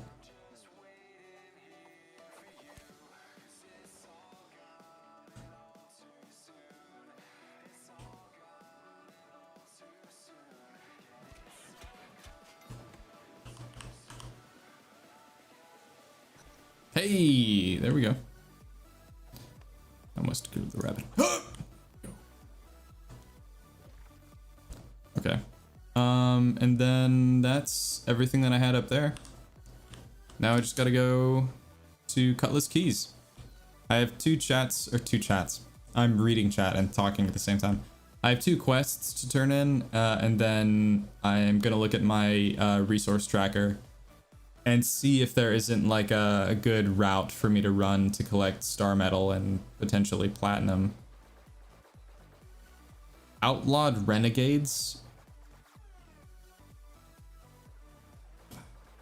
So many better names that you could have chosen.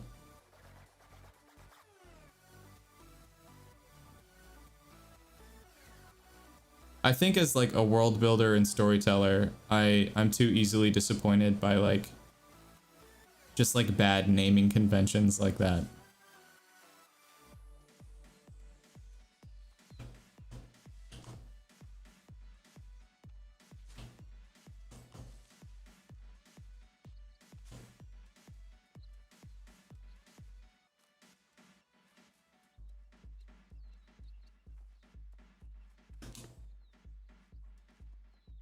I wonder if that's something I should do. Maybe I should...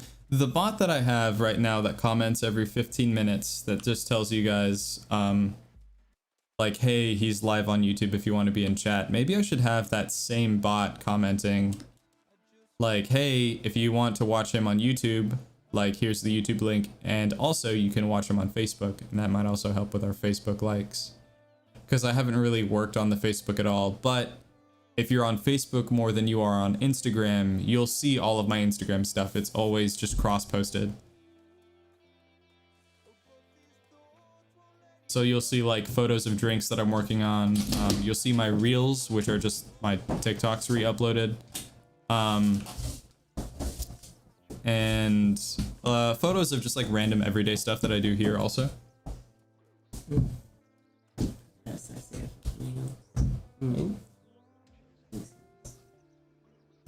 Is it weird that I think they work with those pants? No, I was thinking the same thing.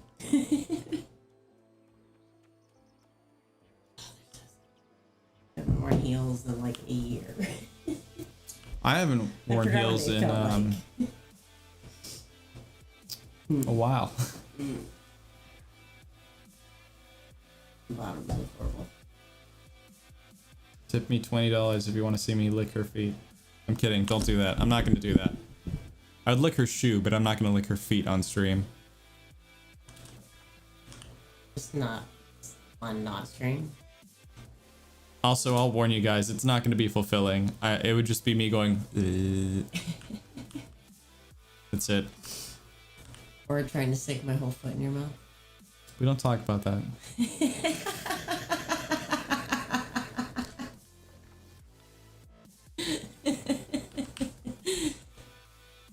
We're very fun.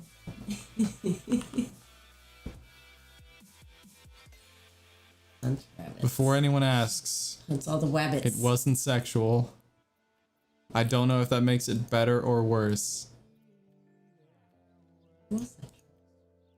No, I literally was like, I bet I could stick your whole foot in my mouth, and then funny. I did it. It was funny because I'm ticklish.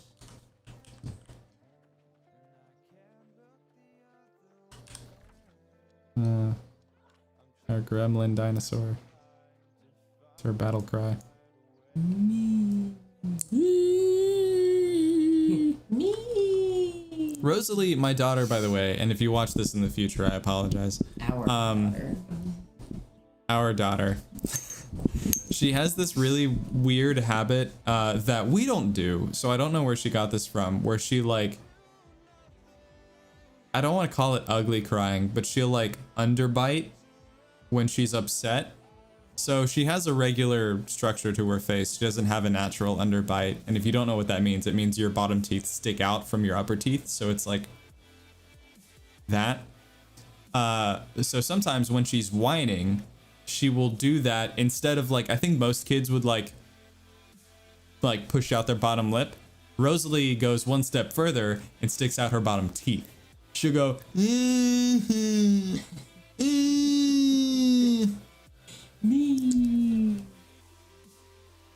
That's pretty cute. And ugly. Something burning.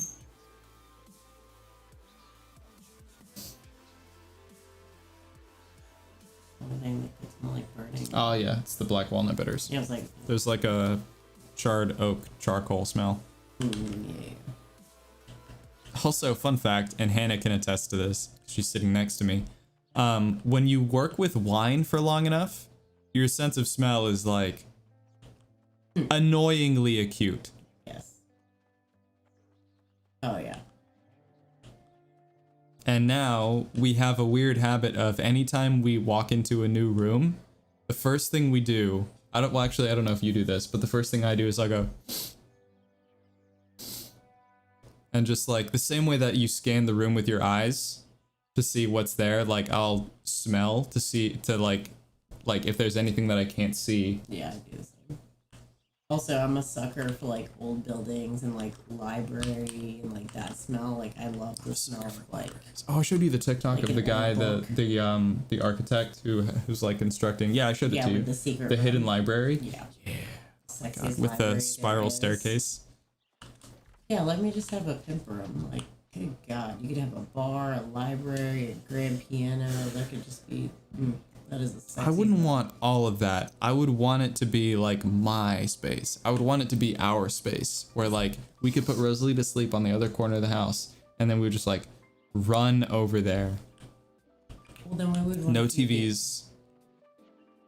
Just books. Yeah, that's why I said books and liquor and what else? You know. Yeah. Yes. I would love that if we could have enough Instruments, soundproofing that I could books. play the piano in there without anyone hearing me. All the instruments, all the books, and like a little bar for us. It could be the mini bar, not the main bar, but like. Yeah, just it a would be little one of bar. those like bars Actually, that's just a cabinet. That's where we could put our wine. It could be our wine vault, you know. Can you keep wine in the same condition that you keep books? I'm pretty sure because they need to be cool with no humidity. Because the cork, It sounds right. because cork is wood. I feel like I'd still make like a fiberglass case for the wine. You can put it in a humidor and just create a little humidor box. You know. Humidors are different. Humidors have to have humidity to keep the tobacco from drying out. I'm thinking of cigar box. Then what is a wine? Not a humidor. I'm just thinking of a wine shop. I mean, it's the same thing. It's just I'm the thinking of settings a are cigar. different I'm when you're thinking of a storing cigar wine. shot, yeah. It's the same technology. Yeah. It's just that you call it a humidor when you're storing tobacco because it's meant to keep it humid enough for the tobacco to not For the leaves of the cigars. dissolve, basically. Yeah. But yeah, the leaf that wraps the cigars, if they crack or anything, it doesn't matter what's in it. If the leaf that holds it cracks, it's bad form.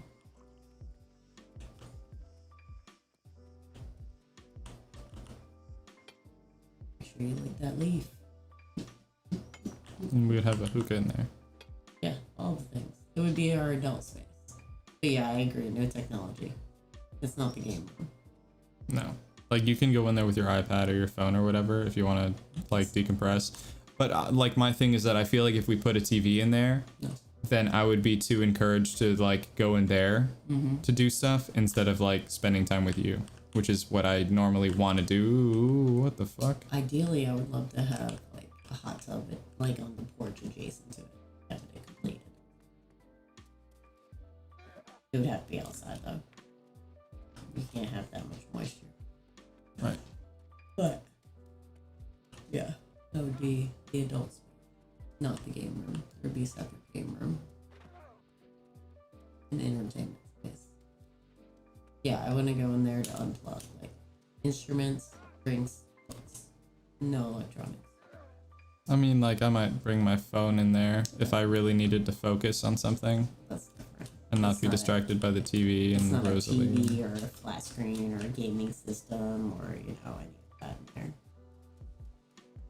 Your phone's different or your iPad. But I feel like if we had like the projection screen and all that in there, it would be just. There's a separate space for that stuff. I agree. We're about to have a super pimp house. Oh, even it sounds sexy.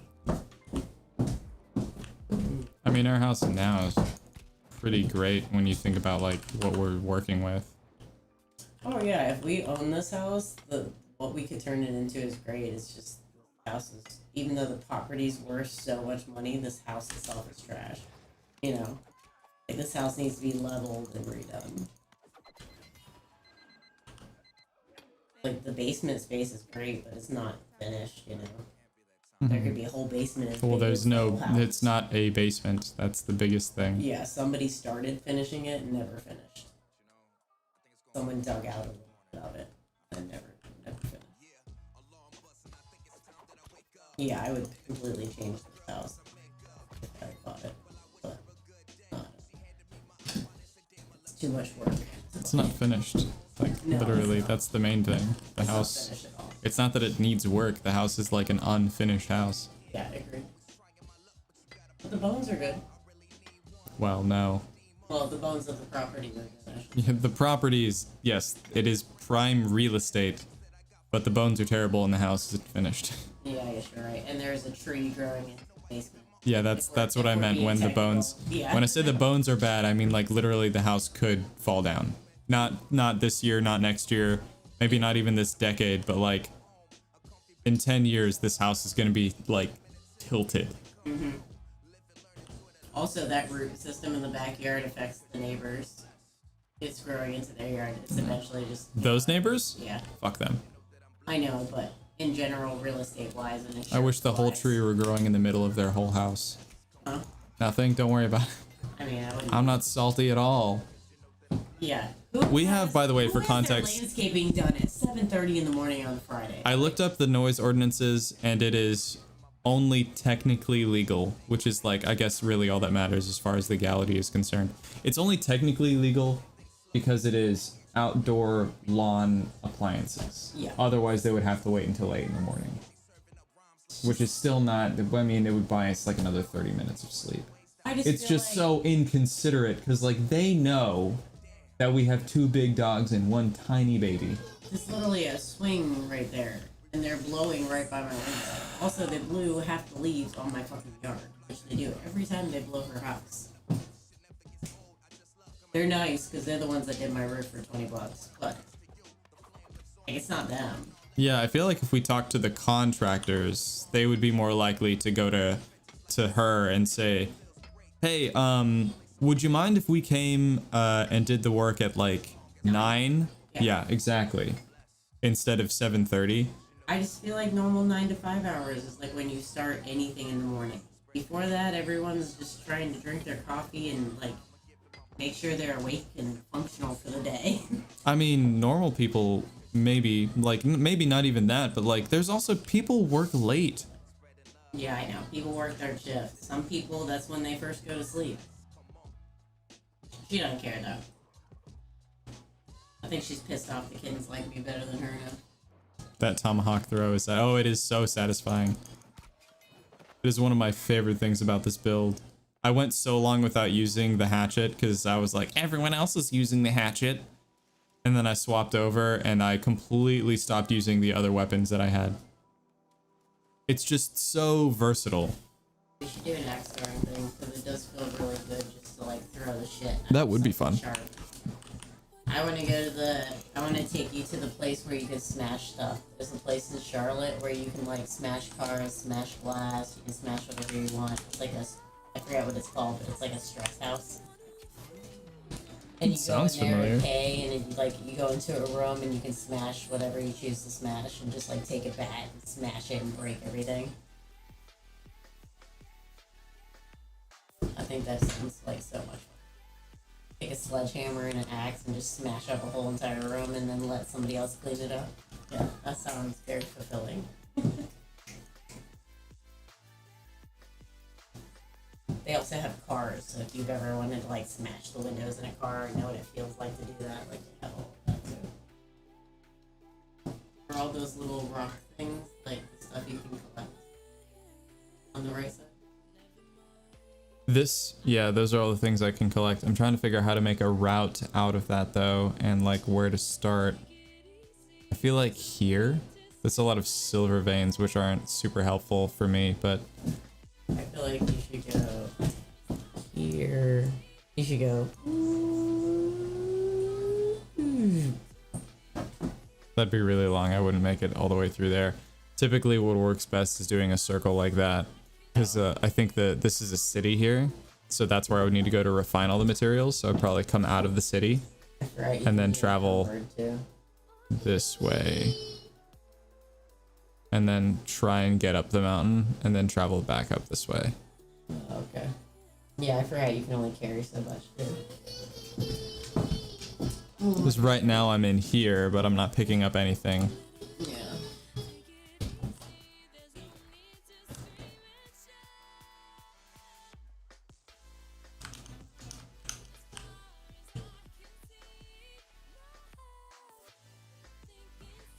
It could just be one of those things where like there's just too many people that know that this is a good spot to collect star metal, so like I'm just not gonna find anything, unfortunately.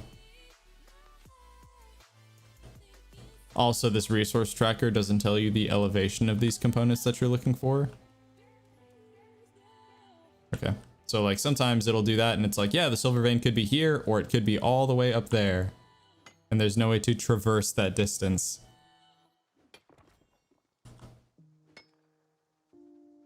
Some gold will, or some silver will be helpful though, because I still have some gold ore that I haven't been able to refine.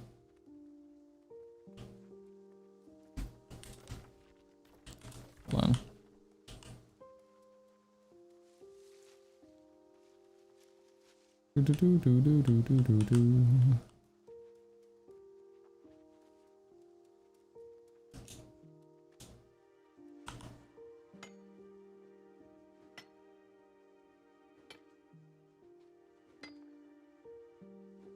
I feel like I'm gonna end up just going back to Windsward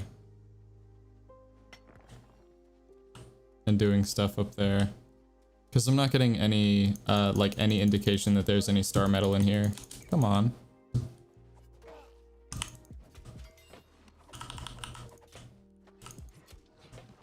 There we go.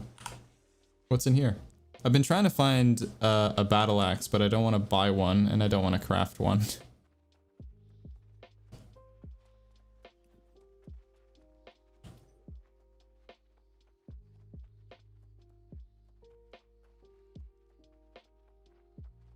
Man, this cave, it's got like maybe 10 star metal veins scattered throughout in here.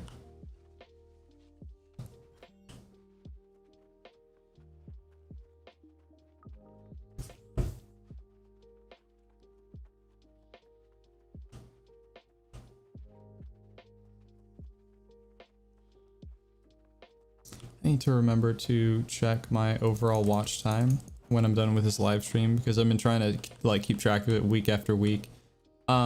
These meetings that I have each week, my team meetings, started out as like a way for them to check in on me to make sure that there was nothing that I need, and then very quickly turned into me checking in on them and making sure that everything is still moving, which is really funny to me. I feel like that's just the way I take on any job.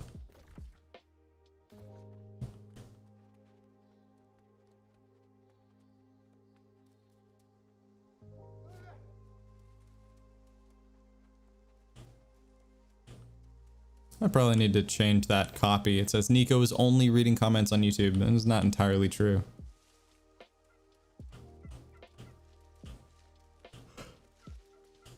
I feel like, but I don't know if it's gonna be too wordy if if it was to say, Nico is Nico is only reading subscriber comments on Twitch, but if you don't want to subscribe, you can comment on YouTube or something like that. I don't know. Does that sound too forced?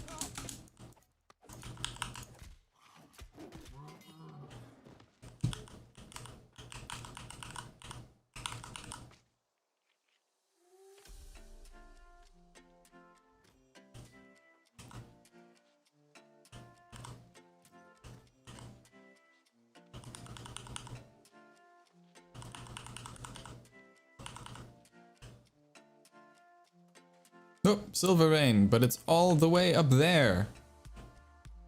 Yep, that's useless to me.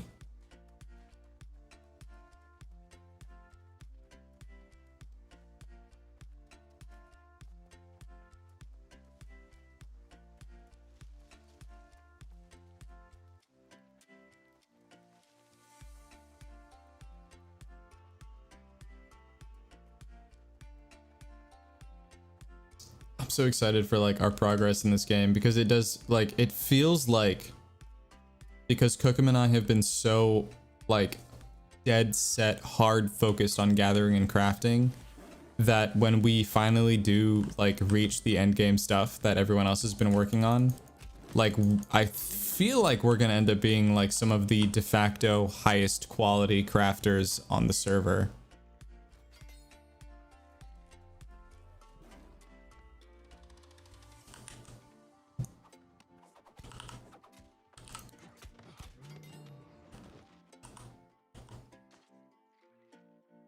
Well, that's interesting.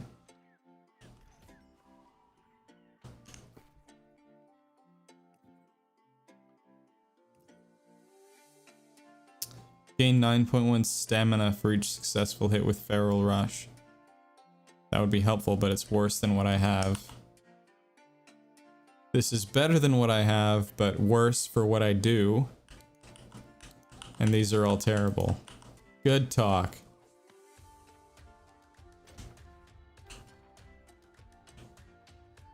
Oh, I remember these silver veins. I used to like specifically come down this way so that I could mine these. Back when I like first started as a jewel crafter.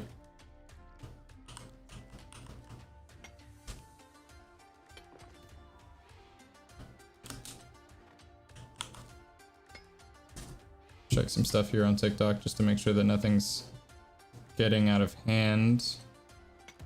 I definitely stay with that. Then if you bump your engagement back up, brands will pay. Oh. Yep. Which Jake sent that to me? Oh, friend Jake, not... Who is this? Oh. Hold on.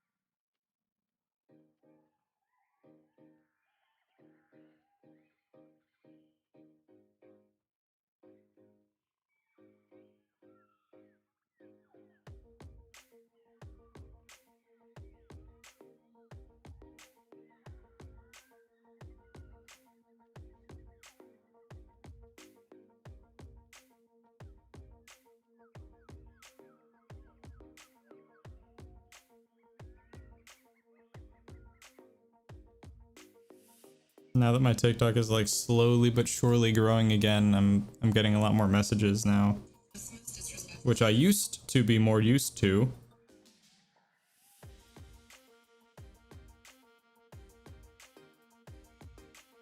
That's true. Hannah commented on this story about how my employer basically tried to end our relationship, and she just said like, "Hey, we made it." And there's so many comments on this video about like, dude, yo, we need context. Like, you are leaving stuff out. This doesn't make sense. And the only thing I have to say to you, those people, is you know everything I know. The little bit that I know that you don't know that wasn't included in that video does not make it make sense. There is nothing that I know that I could tell you that would make that story make sense. I never got closure. I never got an explanation. So I just had to put my head down, put my shoulder down, and just try and muscle through that. That was one of the most intense experiences of my life in the service industry.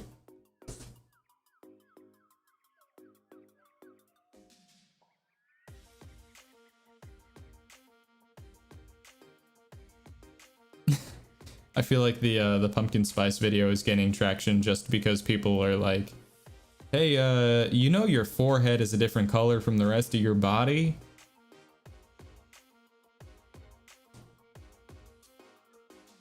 Okay, I'm gonna get buried in my phone if I start looking at it now. I just wanted to make sure nothing was getting out of hand. I always get like apprehensive when I notice that I have like 7 notifications from TikTok. It's from Liam. Going through the contract now, and no, we are actually going to do the Halloween style drinks. I got the signal crossed on my email to you yesterday. Best thing. Okay, cool.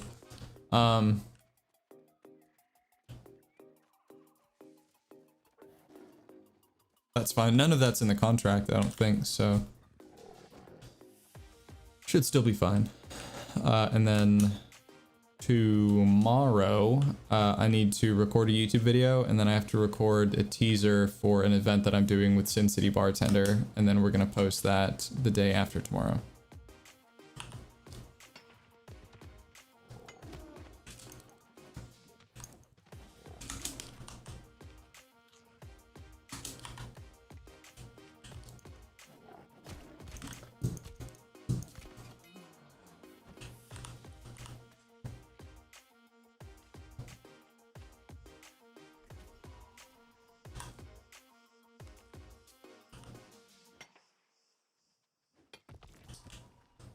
I'm not sure what well fed does, but this seems to be doing the trick.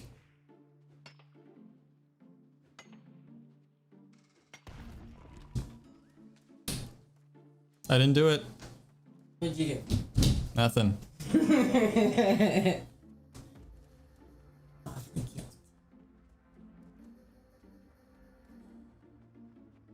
I plead the fifth.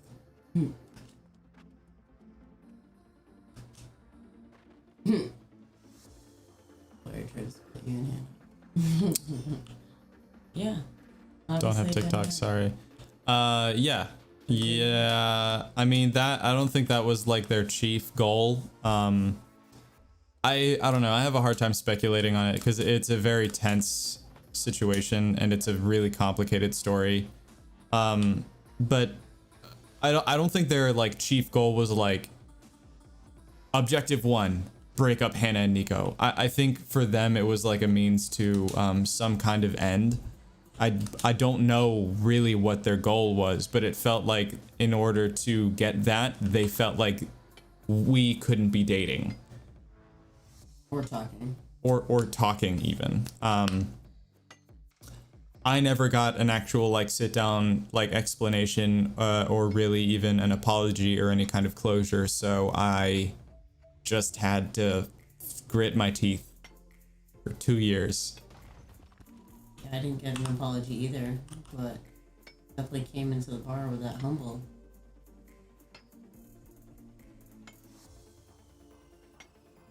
It took I think it took them about like, was it a month, 2 months before they were like, oh my god. Shit. Yeah, it was like, Which I didn't get in like a verbal apology. It was more that like in the original story, in this meeting, cheers. yeah, there's parts missing. There are parts that are missing because I couldn't fit into 59 seconds, but if I took it out, it's because it doesn't help anything make more sense. So, oh my god, where was I going with that? Emails. No, not that. Meeting. So they sat you down for a meeting. So they sat me down for a meeting, and the meeting, I didn't know what it was about, but basically leading up to this, since you don't have TikTok, I'll fill you in on everything that I mentioned in this video.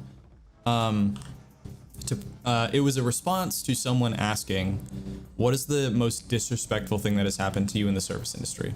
So you're not going to hear anything good, first of all. So my response was that this happened several years ago. My general manager and my owner, they had hired a new bartender, and at the time I was the bar manager. But looking at this bartender on paper, I was like, this dude's got like over a decade's worth of experience. He's worked at a bunch of different places. So he's probably coming in to take over as bar manager, which is great. Like, that's fine, because I had no idea what I was doing. I was making it all up as I went along. And to my credit, and not my words, but I was one of the best bar managers we ever had, even though I didn't know what I was doing. Because I was trying to take care of the bartenders and take care of the staff was job number one. So of course they were happy with me. So we hired this bartender. His first day was a stage. And if you don't know what that is, a stage is where you work, you don't work for free, but you're not in the tip pool. You get paid like minimum wage, a regular like $7.50 minimum wage. You're not in the tip pool, but it's more to see like how proactive you are about the work that they want you to do, how well you mesh with the guests and the coworkers, and how well and intuitively you can move around the space. Those are the three main things, right? Basically, it's a test fit. He did great. I was behind the bar with him on his stage. We killed it. Like, it's some of the best synergy I've ever had with another bartender, if not the best synergy I've ever had.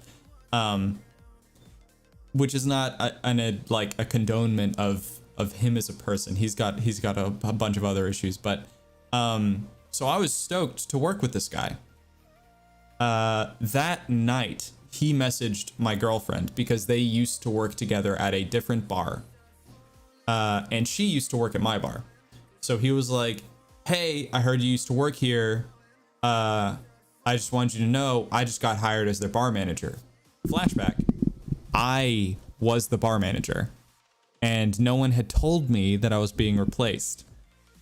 So Hannah was looking out for me. She messaged me and she was like, hey, I just got this from so-and-so.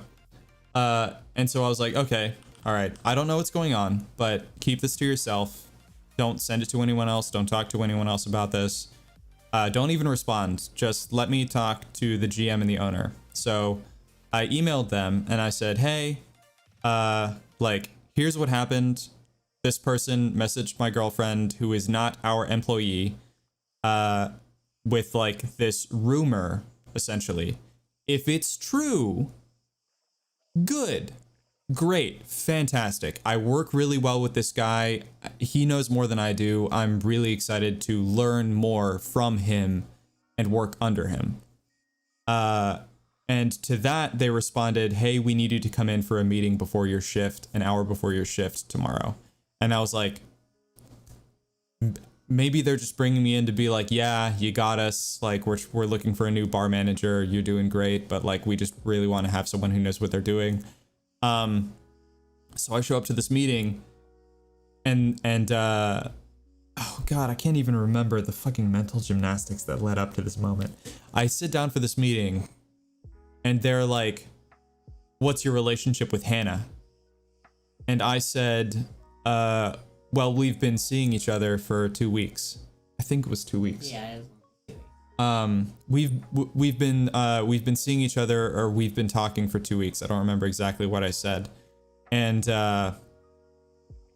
they were like, okay, well, we're gonna need you to stop talking to her.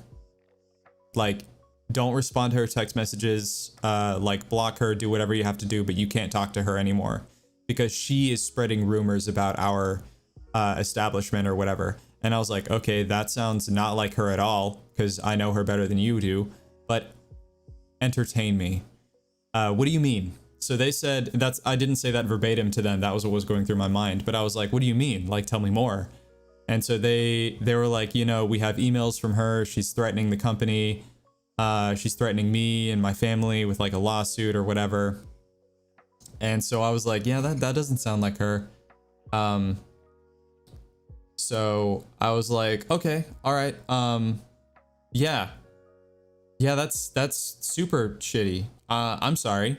Nothing about how our manager was spreading rumors about stuff. They did tell me like, yeah, he is taking your position as bar manager, just because like he knows more than you do. And I was like, I know all of that. That's fine. That like, I completely understand. I didn't think I was gonna like suddenly reinvent the way that this bar was being run. All I was doing as a bar manager was making sure that everyone had everything they needed all the time to do their job, which is like the bare minimum. It sounds like a lot, but that's the bare minimum you can do as a manager. So a week later, I got called in for another meeting, and I had to, after this meeting, I messaged Hannah. Well, I actually had to call you, and I was like, hey, this is gonna sound crazy, but like, I just had this meeting. They don't want me to talk to you. Give me 1 week. Just try not to talk to me for 1 week, and I'm going to try not to talk to you for 1 week until I can figure out what the hell is going on. 2 weeks after.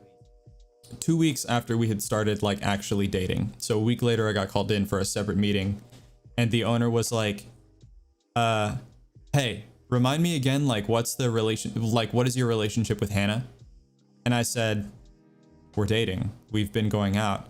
And he was like, yeah, that's not what you said in the first meeting. You lied to me. And I was like, I got the sense that it was going somewhere intentional, so I didn't see the point in like arguing semantics with him. So I was like, what exactly did I say? And he was like, we have it on a recording because you were underneath the camera during the meeting. You said that you had only been talking. And I was like, yeah, any adult knows that that means that we're dating. Fucking, whatever you want to call it. Or no, I had said that like we had been going out or we had been hanging out or something like that. But I was like, any adult knows that two adults who are attracted to each other, if they're like going out, it means they're going out, not just hanging. Anyway, so I was like, okay, clearly there's some intention behind where this is going. Let's see what happens.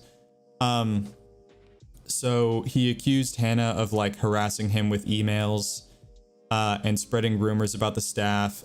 He accused another staff member of like endangering the business, like tangentially related to this meeting. Yeah, so he was like, I can't trust you anymore. I don't feel safe having you behind the bar. Like, you're gonna undermine the new bar manager's authority, and like, I just don't want you two to work together. I don't want to have to fire you, but if you're gonna continue working here, you have to be a server. And I was like, okay, I've worked my way up from the bottom once. I'm not afraid to do it again. Like, I'm gonna prove to you that you need me and that this whole thing is bullshit. I don't care if it's gonna take me another 2 years. It took me a month because they desperately needed me behind the bar. Also, you and the other... And the bar manager loved me too. You and the other employee asked him to produce those emails, and he ended up telling you that, oh, I was just making all that up. Oh yeah, that's the other thing. Not only tried to turn our relationship sour, but me and my friend's relationship sour. Our other coworker, who was also a friend of Hannah's, she was called into another meeting where the owner was telling her, hey, like, this person who used to work for us, meaning Hannah, has been like talking mad shit about you. She's threatening us in this email, saying that you're threatening us. And at first she was really upset, but then she got called in for a second meeting and she went up to the owner and she just went, show me the emails. Where are these? What do they say exactly? Word for word, what are in these emails? And the owner just went, oh, yeah, those aren't real. Those were fake. They never existed.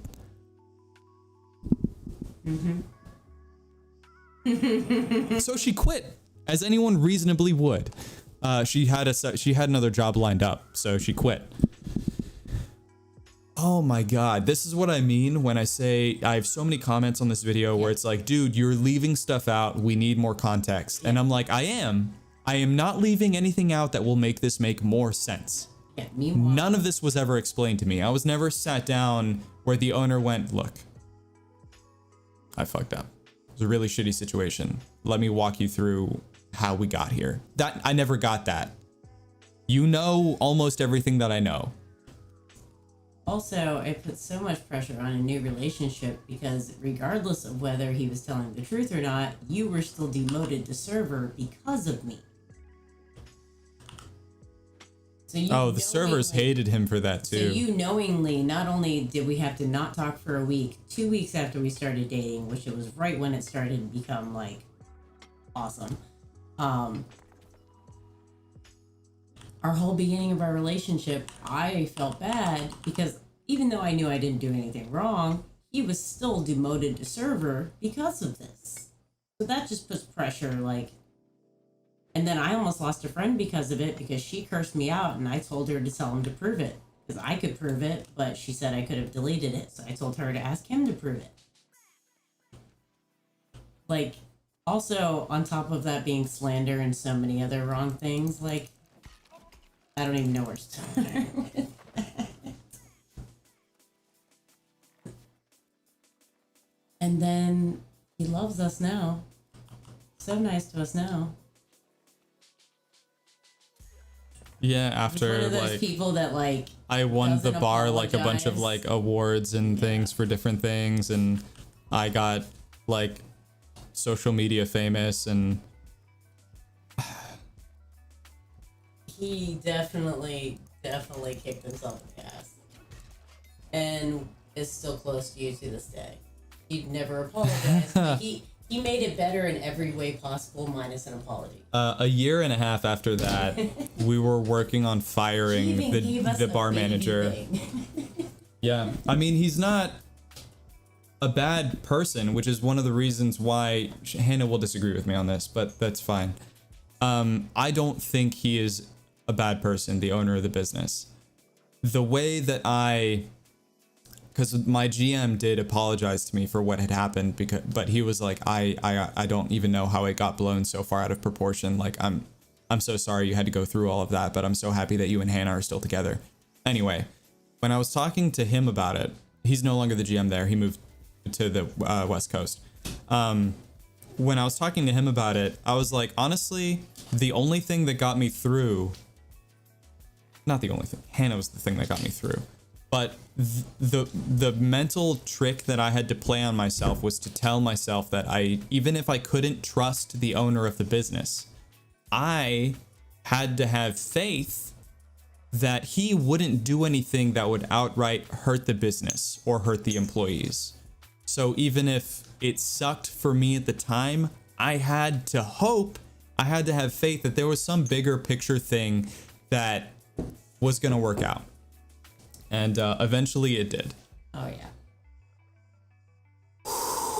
Understand. That didn't make it easy. It was one of the hardest things I've ever had to do in my life. Yeah. And literally that guilt and pressure it put on me in the beginning was unfathomable. That made up for the fact that you didn't talk to me for a week. Because I was pretty pissed that you chose to not talk to me for a week. But I was like, you know what? I'm going to let it ride. I really like this guy. Okay, we'll see how it goes. And then you took a demotion for me. I was like, all right, that makes it even. By the way, And then y'all keep calling this, 30 days multiple later- people have called this a demotion. It was probably, it felt like that. It wasn't realistically. I still got No. paid the same amount of money. I know, it wasn't. But, I mean, And it was less work. yeah, but it's still... I was just less happy because I prefer making drinks. Well, and you worked for it, too. You worked your way up. Like you said, you'd already worked your way up once. It's very defeating. That's why I say demotion. Because it's not pay demotion. But, yeah, whatever.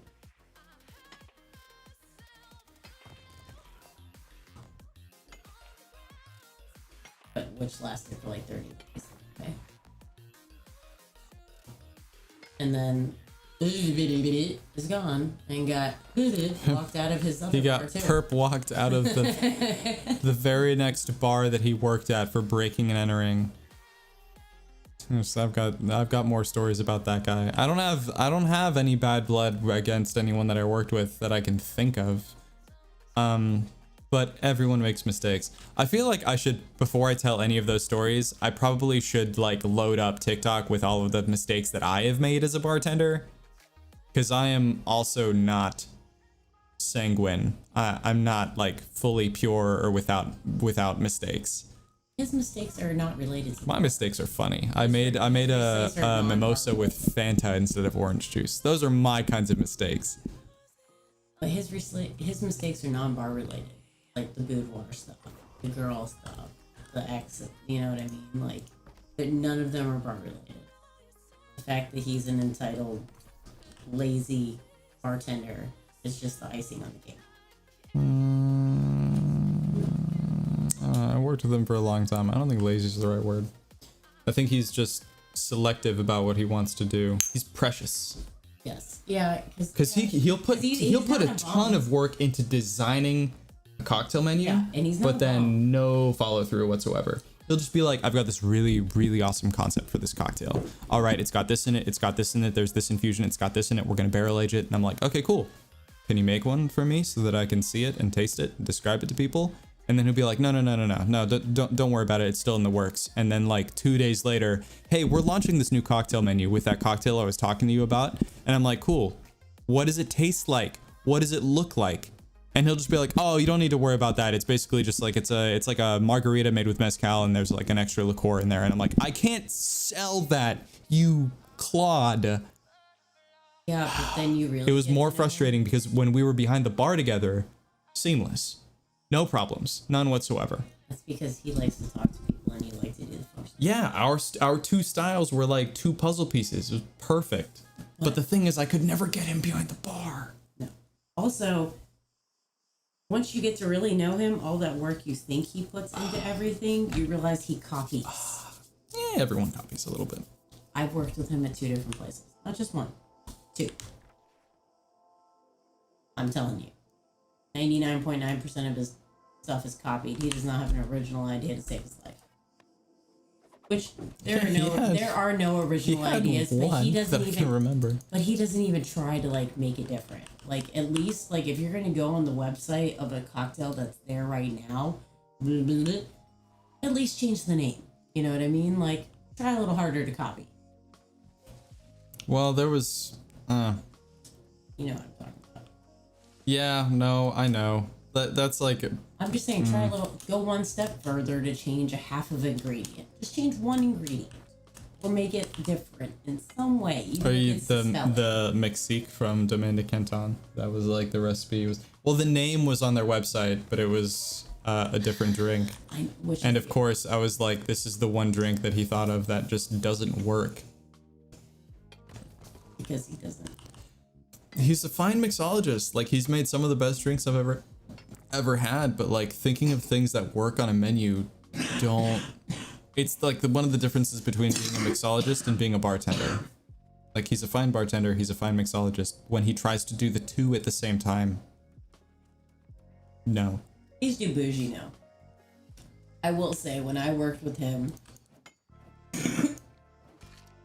10 years ago, 8 to 10 years ago, he was more hungry and worked a little harder. Now, still our complaints were somewhat similar about him across the other bartenders at the place that we worked at, and he did steal some of the recipes from that place and pretended they were his, even though they were mine and Josh's. He worked harder. You know what I mean? He didn't just he worked. So, I mean, I get it. You know, once you get to be a certain age of bartending, like I've been bartending since the day I turned 21. I've been bartending for 15 years. I ironically Subtract 2 from COVID, so we'll say 13. Like I am not lazy, but I will not put myself in the situation to work that hard anymore. You know. Mm-hmm. Ironically, like being in social media, I understand it a little bit more now because it's something I really appreciated when I did the City Open when I was bartending for the tennis tournament. I realized that like, because I had my head all tied up in like, I'm like, I need to crank out drinks. I'm gonna have to make all these cocktails and all this. And then they kept telling me like, that's not what you're there for. Like, yes, you will be making cocktails, but we're really there because you're a personality, you're a talent. I didn't get. Oh, Ben's here. What's up, Ben? Yeah, Welcome back. You were their celebrity. So What's up, Ben? once I was finally behind the bar, I realized, oh, okay, like, could I handle the whole thing by myself? Yes. That isn't what they have paid me for or hired me for. Technically, they didn't pay me for that specifically, but that's not what I was there for. I was there to be a feature, a talent. I was just there to be like eye candy plus. Honestly, you were just as important as the butterfly liqueur they were featuring. You're part of the feature. The owners of that company would tell you the same thing. Yeah. But. Well, I mean, and that's a pretty big compliment if they're comparing you to what they're trying to push. Also, Butterfly. Well, I rarely get behind brands, but Butterfly is. And those I like their ethos. Those mixed cocktails. I just don't like their branding. It's not that I don't like it. Their branding needs work. I think they should just put a patio punch. Just make a patio punch. Like, I have so many ideas. So many ideas for just that specifically with like girl related, especially with spring and summer coming up. Like, trust me, I can make some amazing drinks. I have some really cool tricks that I haven't been able to use in years. It's just like, I would love to show you how to fat wash. We could fat wash something because you have an induction burner. Mm-hmm. All you have to do, if you don't have a sous vide bag, just get a Ziploc bag. I don't know what you would cheat fat code. wash with their vodka though. They have a hazelnut whiskey now though. No. They launched a hazelnut whiskey. So, honey, whiskey, fat wash, old fashioned. Honey hazelnut whiskey.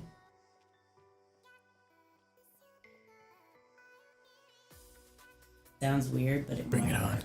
It might work. I mean, because the normal thing you would want to do with the hazelnut whiskey is I would mix it with horchata. Actually, take a white rushing out of it instead of using vodka. Use the. I wish I could have used it in the video that I did with the pumpkin peanut butter s'more nonsense That would have thing. been so much better. Hazel. Ugh. You should redo it and be well, not redo it, but you should be like, if I were to perfect this drink, this is what I would use. I wonder if I should. I mean, I have both of their numbers, but Alyssa's the one that I've talked to the most. I feel well in correspondence. I wonder if I should just message her a link to the cocktail video, and be like, "Hey, like, I really wish I had your hazelnut whiskey to do this with. Like, You could use could I get a sample to work into something else? Because this, like, using the sweet cream and cold foam in cocktails is a whole trend right now." So I have an idea. Thanksgiving dinner. Hazelnut whiskey, fat wash bourbon, or hazelnut fat wash bourbon with cranberry bitters, and a little bit of maple. It'd be a whole Thanksgiving dinner in a glass. You know what's crazy about them? I'm almost positive they don't fat wash it. I'm pretty sure it's vapor infused. No. I'm saying get it, fat wash it, a little bit of it, and make a Thanksgiving dinner drink. Because Thanksgiving's coming Could up. you do a fat wash with gravy? It's literally you sous vide it, let it.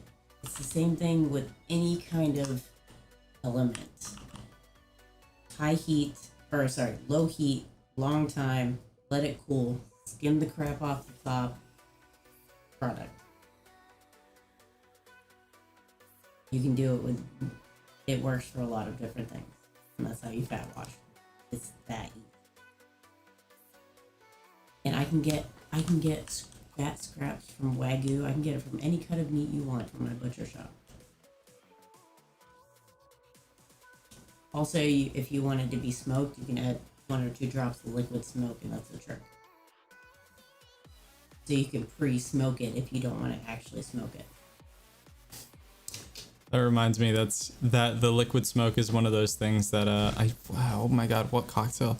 I forget what cocktail we were working on, but like there was supposed to be a cocktail. Oh, it wasn't the fireside chat, but there was a cocktail that was supposed to have like heavy smoke and fire theme, because the original name was supposed to be Where There's Smoke, There's Fire, and I was like, I don't want to see that on a menu. Like, if there's more than 3 words, I'm not going to finish reading the name of the cocktail. I'm going to move on to the next thing. See, I'm opposite. I can tell you exactly what I would make with that. I would do fat wash bourbon with a drop or 2 of soy sauce, the charred shishito. Drop it in. The most umami freaking old fashioned you've ever had in your life. Where there's smoke, there's fire, because the shishito, there's 1 in 100 chance that it's spicy. I forget exactly what we were making, but they wanted us to smoke the glasses or something like that. And I was like, instead of doing that, why don't we use some of the liquid smoke that we're not using in the kitchen? Yep. And just like put a drop of that in the syrup to get that texture, that smoky, charred, charcoal, grainy texture in the cocktail. And like the owner and the bar manager were like, yeah, you know, that might be a good idea. And then 2 weeks later, the bar manager comes up to me and he's like, hey, so you remember how we've been trying to smoke these cocktails? And like, they're just not coming out fast enough. And I said, mine are. but go on. And so he was like, yeah, all right, fair. He couldn't really argue with that. So he was like, yeah, but like we have to make the cocktails so that the other bartenders can make them. And I was like, yeah, sure. I mean, they're doing like maybe 20% of what happens behind the bar, but yeah, fine. Like, So he was like, I thought of this great solution. You remember that liquid smoke that they're not using in the kitchen? And I go, oh yeah, that sounds really familiar. And he was like, so what we're gonna do is we're gonna batch that in the syrup that we're using for the cocktail. And I'm like, dude, that is like the best idea I've ever heard. I wish I would have thought of it sooner. And I'm just drilling holes in his eyes with mine. And he's just like, yeah, man, me too. oh my god. That's only one example. That's only one. There were so many recommendations that I made that were just like glossed over, and eventually like we would come back. Some of them took 2 years for us to implement. So many. Alejandro. Sorry. Not Alejandro. Alejandro's great, by the way. I meant he's the only person that is implementing your stuff because he realized yours was the genius stuff in the first place, and now he's implementing it. Because Adam was talking about I think that's because he's talking to Drew. Well, And Drew... apparently he's doing as good of a job as there can be without you. Without you. Yeah, that makes sense. Yeah. I mean... I meant it in a good way. No, he's awesome. Though... I hear great things about him. They don't hire like high quality bartenders and mixologists, and it's not their fault. It's the bar that I used to work at isn't widely publicly regarded as a cocktail lounge. That is what it is. But unfortunately they were famous as a wine bar first. So that's typically the kind of crowd that we get, which is fine. It's just that it's hard to really get wine people who want a specific kind of wine experience to dive into a whole world of mixology and cocktails. And it's hard to hire bartenders who are used to doing that high quality craft mixology using what's the word not atomic gastronomy, molecular gastronomy, and like those like really high level advanced techniques. The people who want to do that kind of stuff typically end up working at places like Billy Sunday, the Crunkleton, Barcelona, and places that are more willing to take those steps. But because we were predominantly a wine bar, when we got bartenders like that, they would just be like, yeah, I just feel like I'm not really going to be able to do the stuff that I really enjoy doing, like doing these infusions, making these really rigorous cocktails. Rightfully so. Like, I mean, even when we were designing the cocktail menus, we would always ask the bartenders what cocktails they wanted to put on there, and they would either get entirely ignored, or the cocktail would go through so much R&D and so many revisions and so many edits by the bar manager alone without any oversight, that by the time the cocktail actually reached the menu in print, it was a completely different cocktail.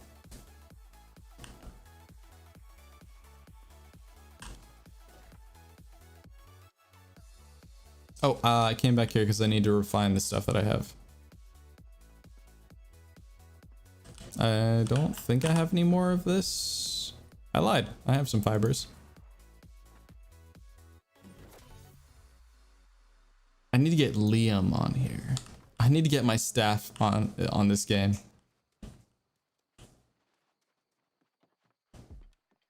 Just tell them, like, listen, we need to all make a company. We'll call it Washington Esports LLC. See, baby? The I have my wide angle cam and I would love to like hook it up there and just like, I would need some tack or something, but I would love to stick it up there for like a wide angle view of the whole room. You could easily do that. Honestly, with that little ledge Rosalie, right there. why are you deadlifting that? Because I got all 4 of those meanders. Because I got that gorilla grip. My baby is unreasonably strong. Disproportionately strong. Hey, they call me the ant. That's my nickname. They call me the ant my whole life. I look teeny tiny, but I can carry like 1,000 times my body weight. That's literally what my friends have always called me. So our child is definitely going to have I that. love you to death. How many of these shots have we been live? No más. 4S trabaja. Rosalie, deja. No, deja de joder.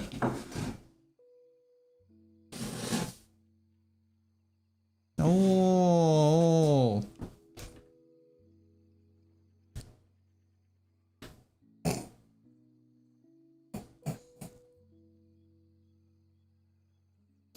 Rosalie. I love my daughter. Come here. Go. Out. Go. Go play. Go. Let's move. No más before work. I just wanted to be a certain amount of time before I work.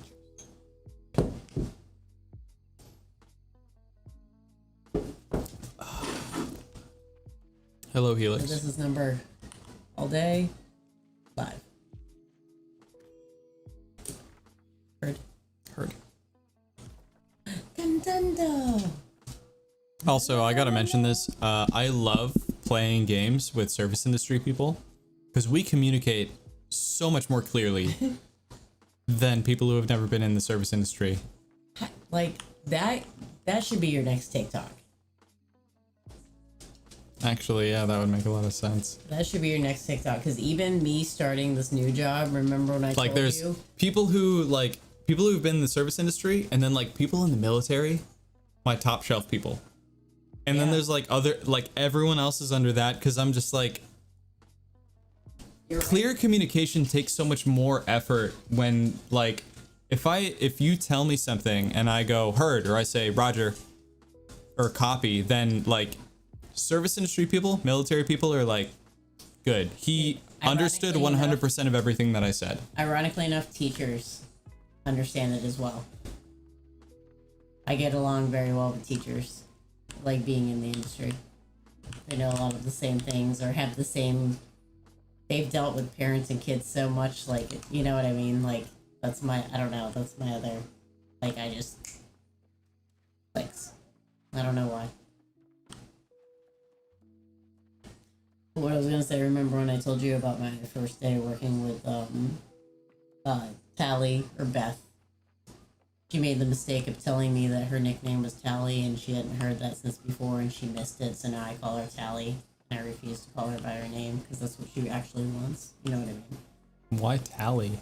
Because that is her father, who is no longer with us. That was his first name. So that was her actual middle name. Because I guess they thought she was going to be a boy.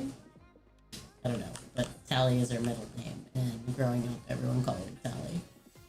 Her dad called her Tally. Is it short for Taliesin? I don't know. It's a family name, she said. So it might be, But so I call her Tally now, and it makes her feel good. Taliesin is a very old name. Really cute name, actually. Allison. You know that guy from Critical Role you don't like? That's his name. That's his Of course name. it is. Of course that's his bougie ass artistic name. Of course. I'm thinking of like, that's a cute girl name.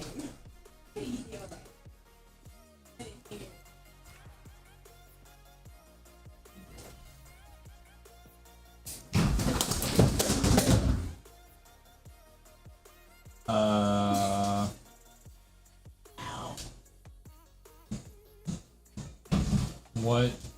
How did that happen? I was grabbing the can from Rosalie and I turned around to put it down. She is in her own world. She is on her own adventure right Yeah. now. She was playing in the room and she had a can, so I just grabbed it and I turned around and the chair was a little bit closer than I thought and I shinned it. And this is on the edge, so this is just sitting here. Mama Bear's causing chaos, apparently. Now I'm gonna have another bruise on my leg. That's where Rosalie gets it from. She does not. She gets that from you all the I know. But I get to blame you sometimes. Liza Minnelli. She gets her klutziness from me. That's true. Chaos from you. I have the grace of a cat. I mean, I'm pretty graceful, but I was also the emergency room child. I've broken many bones, had 2 concussions. I've had stitches. I have so much silver. Why can't I? So Oh, because I don't have any bruises, I charcoal. couldn't even tell you where they Okay. came from. What did you do? I am in first light. I can port back here.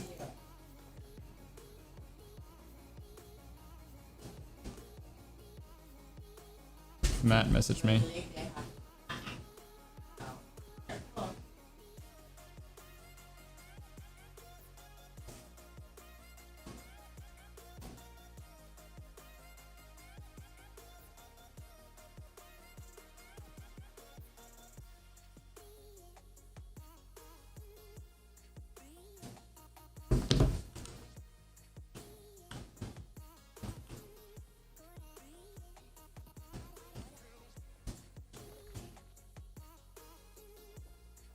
Oh, I have a quest to turn in here.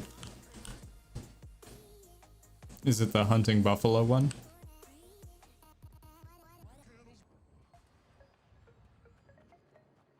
That's Matt texting me, by the way. Matt is one of Hannah's brothers. Hannah has 5 brothers.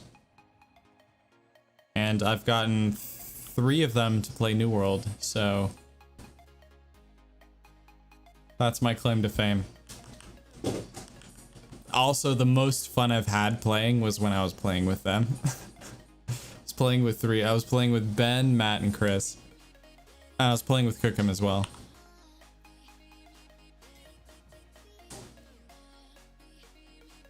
Hunt 1 alligator. Yeah, okay. Sure. Hunt 20 sheep. Deliver 3 strong health potions. I'm gonna get rid of this because I haven't been able to do it. That's a strong mana potion. Never gonna make one of those. 10 common mana potions and 15 common mana potions. Weak mana potion I could probably make. Alright. Let me see. I can probably refine some of this stuff into like steel. I have a meeting in 6 minutes. We're down to the wire. Gotta convert the other 2 now, lol. I am working on it. My crowning achievement would be if I could get Gordon to play with us. I would love that. By the way, I said Hannah has, Gordon, in reference to this, I said that Hannah has 5 brothers, and she does. Gordon is her stepbrother. So Gordon's dad married into her family, but he is a brother. So, I mean, I just like that, like, we can all have something that we can share together. I think is really cool.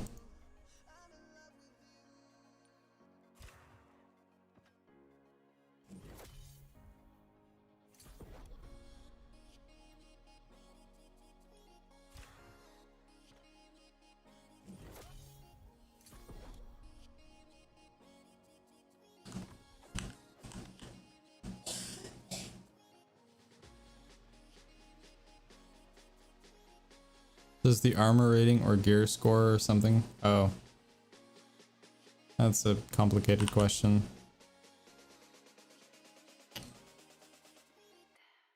Oh, I picked up a lot of cooking stuff. That's cool.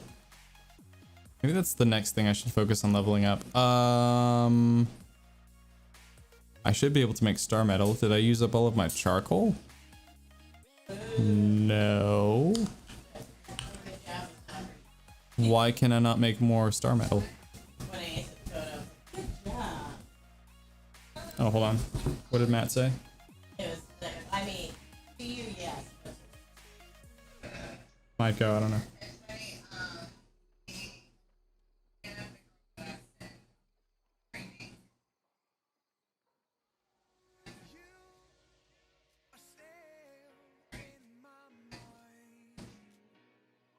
That's how I know she's cool.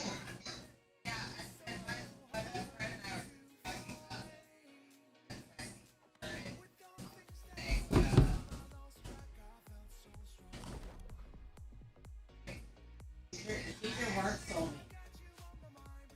Your work soulmate. It's either it's her.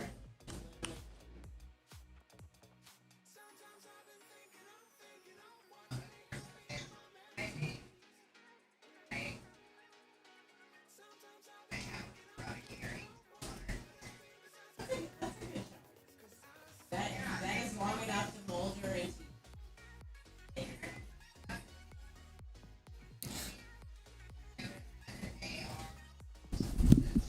Hannah left the door open, and I don't want anyone to hear this, but apparently one of her brothers, Matt, is actually in Charlotte right now. And he's deciding whether or not to visit her at her bar. But he's in town for a bachelor party. I can say this. She's on the phone, so she can't hear this. So I'm torn. I feel like taking your bachelor party, it's not his bachelor party, but like inviting a bachelor party of other guys to a place to visit your sister is like a little bit lame. But on the other hand, if I know that he's in town and I don't tell him to see his sister, she will kill me. She might literally murder me. What do I do? I need help. Help me.